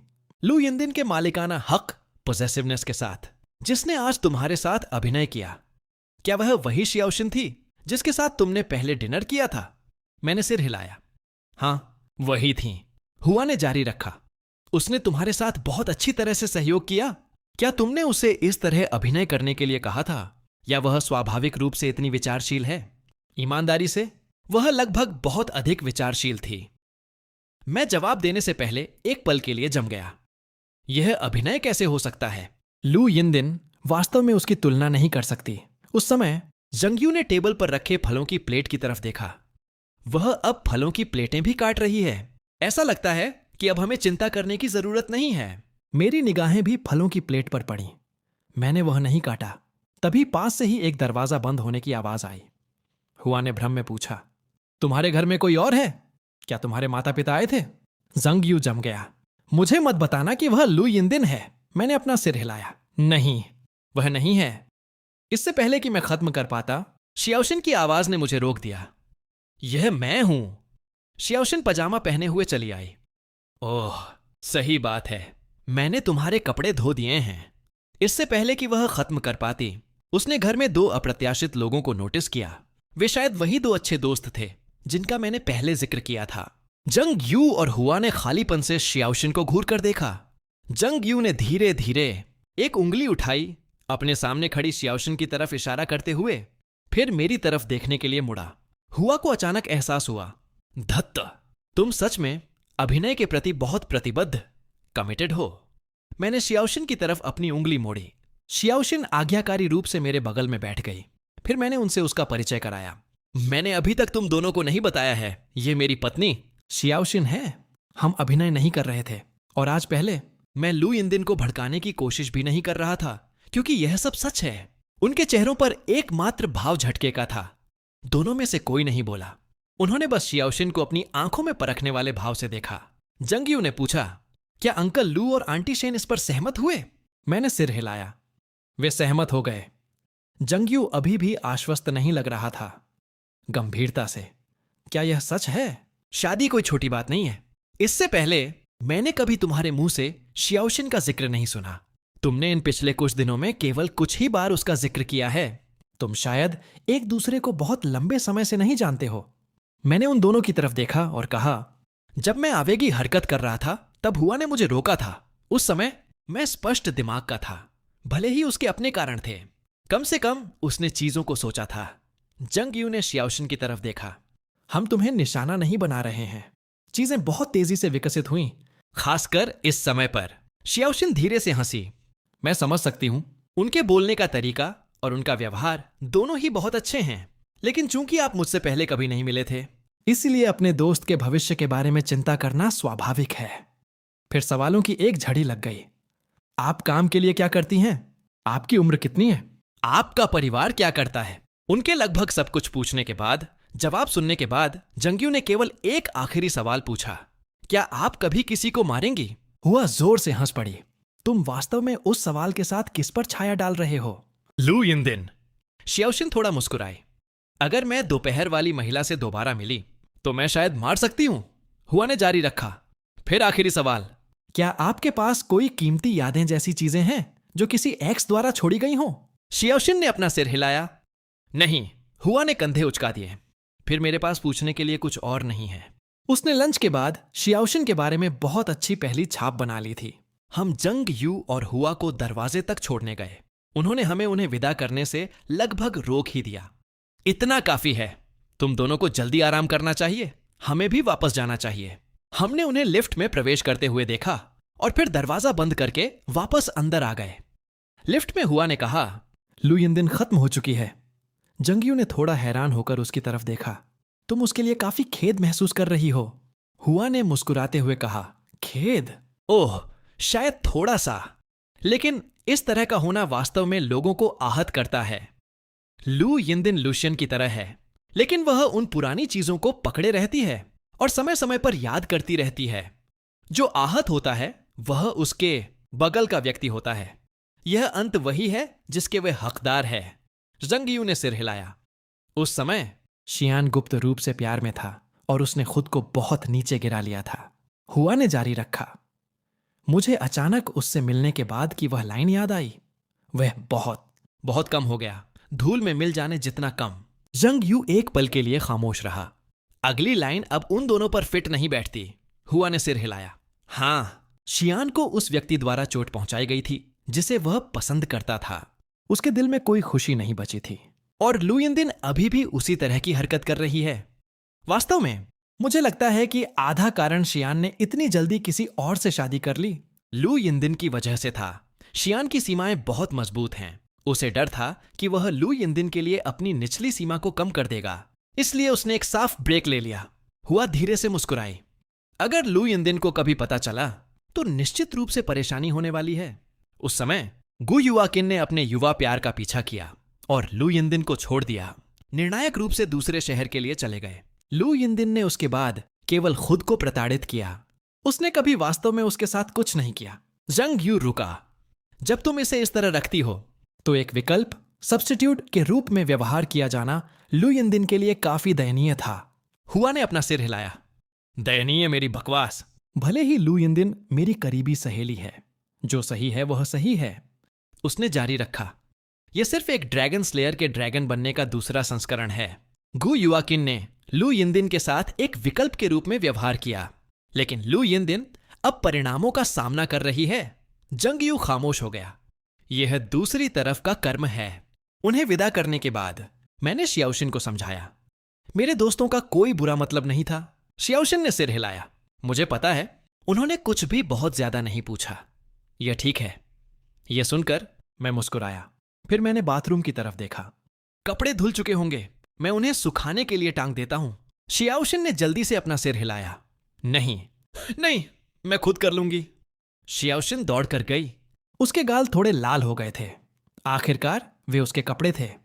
भले ही उनकी शादी हो चुकी थी, लेकिन वे अभी भी एक दूसरे से अपेक्षाकृत अपरिचित थे। सिर्फ लुशियन को अपने अंडरवियर पकड़े हुए कल्पना करना भी उसे शर्मिंदा महसूस करा रहा था। जब तक उसने सब कुछ टांगना खत्म किया, तब तक पहले ही 9 थेक बज चुके थे जब शियाओशिन बेडरूम में लौटी। जब वह वापस आई तो उसने पाया कि मैं पहले से ही लेटा हुआ था। अब इसे देखते हुए बिस्तर वास्तव में काफी छोटा था। शियाओशिन भी लेट गई और लापरवाही से लाइट बंद कर दी। फिर मैंने अचानक पूछा, युशिन, क्या आपने कभी किसी को डेट किया है? अगर हुआ आज एक्स के साथ गलत फहमी का विषय नहीं उठाती तो मैं शायद अचानक पूछने के बारे में नहीं सोचता। शियाओशिन ने जवाब दिया। सच कहूं तो मैंने एक बार डेट किया था। यह यूनिवर्सिटी के दिनों की बात है। यह बहुत अच्छे पर खत्म नहीं हुआ। शियाओशिन रुकी, फिर एक और वाक्य जोड़ा, डरते हुए कि मैं गलत न समझूं। जब हम साथ थे तो यह सहपाठियों के साथ मिलने जुलने जैसा अधिक लगता था। हमने केवल हाथ पकड़े थे, उससे आगे कुछ नहीं। अंधेरे बेडरूम में उसके कान के बगल में एक हल्की हंसी फैल गई। मैंने उम्मीद नहीं की थी कि आप मुझे इतनी निजी बात भी बताएंगी। मेरे लिए आपके जैसे व्यक्तित्व वाले किसी व्यक्ति के ब्रेकअप से गुजरने की कल्पना करना मुश्किल है। मेरे ऐसा कहने के बाद मेरे बगल की शियाओशिन अचानक खामोश हो गई। अन्यथा मुझे संदेह होता कि वह अभी भी अपने एक्स के बारे में सोच रही थी। मैंने तुरंत कहा, युशिन, खुद पर दबाव मत डालो। यह सुनकर शियाओशिन ने कहा, हमारे विचार अलग थे। वह चाहते थे कि मैं ग्रेजुएशन के बाद उनके साथ बिजनेस में जाऊं, लेकिन मुझे वह पसंद नहीं था। मैंने तुरंत जवाब दिया, बस प्रवाह के साथ चलिए। जो आपको पसंद है उसे करना ही काफी है। और आज आपकी उपलब्धियां पहले से ही अद्भुत हैं। उस जवाब ने शियाओशिन को सहज महसूस कराया। वह मुड़ी और मुझे गले लगा लिया। धीरे धीरे उसे नींद आने लगी। कल रात की नजदीकी के बाद शियाओशिन को अब उतना अजीब महसूस नहीं हो रहा था। 10 मिनट बाद वह मेरे बगल में सांस लेने की हल्की आवाज सुनते हुए सो गई। मुझे नहीं पता था कि कितना समय बीत चुका था जब मेरी चेतना धीरे धीरे नींद में विलीन हो गई। आधी रात को मैं अपने सपने से जागा। मेरे बगल की शियाओशिन को कोई बुरा सपना आ रहा था। वह असहज लग रही थी। मैंने गर्म पीले रंग का बेड साइड लैंप चालू किया। शियाओशिन तुरंत बुरे सपने से जाग गई। उसने पाया कि मैं उसे चिंता से देख रहा हूं, हल्के से हाँफते हुए। शियाओशिन ने रोशनी को रोकने के लिए एक हाथ उठाया। मैंने उसे अपनी बाहों में खींच लिया और धीरे से पूछा, क्या तुम्हें कोई बुरा सपना आया? शियाओशिन ने बस हल्के से जवाब दिया, मैं ठीक हूं, तुम पहले सो जाओ, मैं अपना चेहरा धोने जा रही हूं। ऐसा कहने के बाद उसने कंबल उठाया और बिस्तर से उठ गई। उसकी पीठ को देखते हुए मैं फ्रीजर के पास गया और शांत करने वाली चाय काल्मिंग टी का एक पैकेट ढूंढा। मैंने कुछ निकाला और उसके लिए एक कप बनाया, फिर उसे वापस बेडरूम में ले आया। मैंने उसे कांच का कप सौंप दिया। इसे पीजिए। भले ही वह नहीं जानती थी कि यह क्या था, फिर भी शियाओशिन ने इसे पी लिया। खत्म करने के बाद उसने कप को अपने बगल के कैबिनेट पर रख दिया। मैंने उसकी तरफ देखा और कहा, जब मैं अकादमिक दबाव में था, मुझे पूरी रात नींद नहीं आती थी। मेरी मम्मी ने एक अविश्वसनीय पुराने चीनी चिकित्सा डॉक्टर से मेरे लिए इसे तैयार करने के लिए कहा था। शियाओशिन मेरी तरफ मुस्कुराई। इसे पीने के बाद मैं पहले से ही बहुत बेहतर महसूस कर रही हूं। धन्यवाद। लाइट बंद करने और वापस लेटने के बाद अगली सुबह जब मैं जागा तो मुझे लगा कि शियाओशिन बहुत अधिक ऊर्जावान लग रही थी। मैं आज जल्दी उठ गया था, इसलिए मैंने नाश्ता बनाया। मैंने शियाओशिन की तरफ देखा और पूछा, क्या आप आमतौर पर खराब सोती हैं? शियाओशिन ने सिर हिलाया। बहुत खराब। यह इसलिए भी हो सकता है क्योंकि कल रात मैंने अतीत की कुछ अप्रिय चीजों के बारे में सोचा था। मैंने पूछना जारी रखा, क्या ऐसा अक्सर होता है? शियाओशिन ने सिर हिलाया। अक्सर? मैं पहले अस्पताल भी जा चुकी हूं, लेकिन उससे बहुत मदद नहीं मिली। फिर भी इन पिछले 2 दिनों में मेरी नींद की गुणवत्ता पहले से कहीं बेहतर रही है। शियाओशिन एक मनोवैज्ञानिक से भी मिल चुकी थी। अंत में मनोवैज्ञानिक ने पूछा था कि क्या उसकी शादी हो चुकी है और सुझाव दिया था कि वह किसी ऐसे व्यक्ति के साथ समय बिताने की कोशिश करे जिसके साथ वह सहज महसूस करती हो। पिछले 2 दिनों में शियाओशिन नहीं जानती थी कि यह मेरी वजह से था या नहीं, लेकिन मेरे साथ रहना सच में उसे सहज महसूस कराता था। मेरे द्वारा कही गई बातों ने भी उसे सहज महसूस कराया।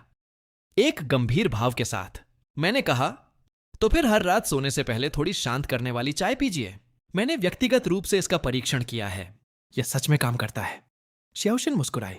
लेकिन अगर मैं इसे पूरा पी जाऊंगी तो क्या तुम्हारा खत्म नहीं हो जाएगा?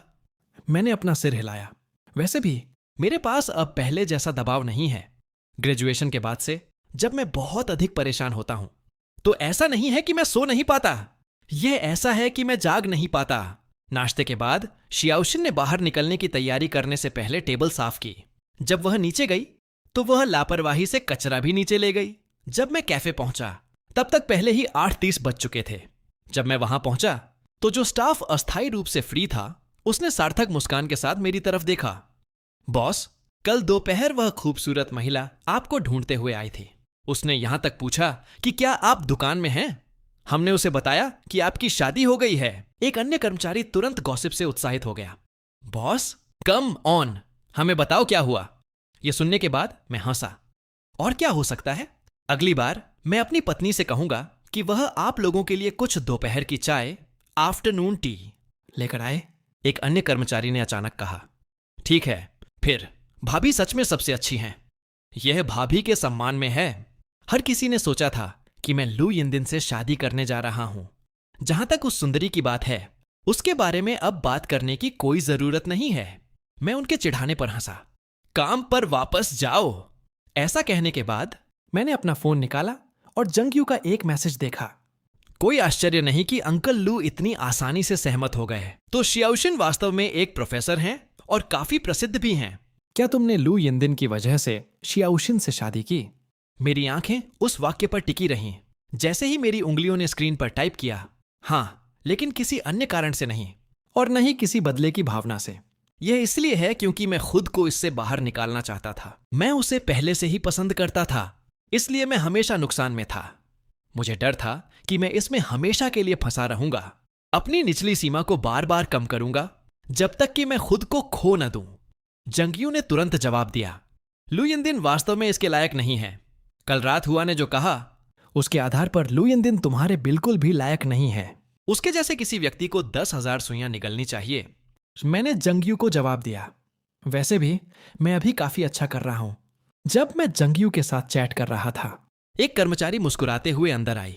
उसने अपनी आवाज धीमी की और कहा, बॉस, बाहर एक बेहद खूबसूरत महिला आपको ढूंढ रही है। मेरी पहली प्रतिक्रिया यह थी कि शियाओशिन आई थी, लेकिन यह सही नहीं लग रहा था। उसे अब तक स्कूल में होना चाहिए था। मैंने कर्मचारी से भ्रम में पूछा, क्या यह पहले वाली खूबसूरत महिला है? कर्मचारी ने अपना सिर हिलाया। वह नहीं, लेकिन वह भी खूबसूरत है। उसने कहा कि वह आपके साथ बिजनेस पर चर्चा करना चाहती है। मैं पास गया और पूछा, नमस्ते, मैं आपकी क्या मदद कर सकता हूं? शिया किंग ने अपने सामने की सीट की तरफ एक आमंत्रित करने वाले इशारे के साथ इशारा किया। कृपया बैठिए। मैं उसके सामने बैठ गया। शिया किंग ने अंत में कहने से पहले मुझे संक्षिप्त रूप से देखा। अब मुझे यकीन था कि यह बिल्कुल वैसा ही था जैसा मैंने सोचा था। यह कंपनी के कर्मचारी लाभों या दोपहर की चाय के लिए था। यह बॉस काफी विचारशील था। ये ऑर्डर देने व्यक्तिगत रूप से आ रहा था। हमें अक्सर कंपनियों से कॉफी के ऑर्डर मिलते थे, लेकिन आमतौर पर अधिकतम केवल 1 या 200 कप। मैंने उसकी तरफ देखा और कहा, आगे बढ़िए। आपको कितने कप चाहिए और आपको वे कप चाहिए? महिला ने अपने लाल होठों को थोड़ा अलग किया। 3,000 कप। मैं इसे लिखने ही वाला था। जब मैंने उसके द्वारा बताई गई मात्रा सुनी तो मेरा पेन रुक गया और मैंने धीरे धीरे अपने सामने बैठी महिला की तरफ देखा। मैंने पेन नीचे रखा और उसे शांति से देखा। शिया किंग ने एक भौं उठाई। क्या हुआ बॉस? मैं मुस्कुराया।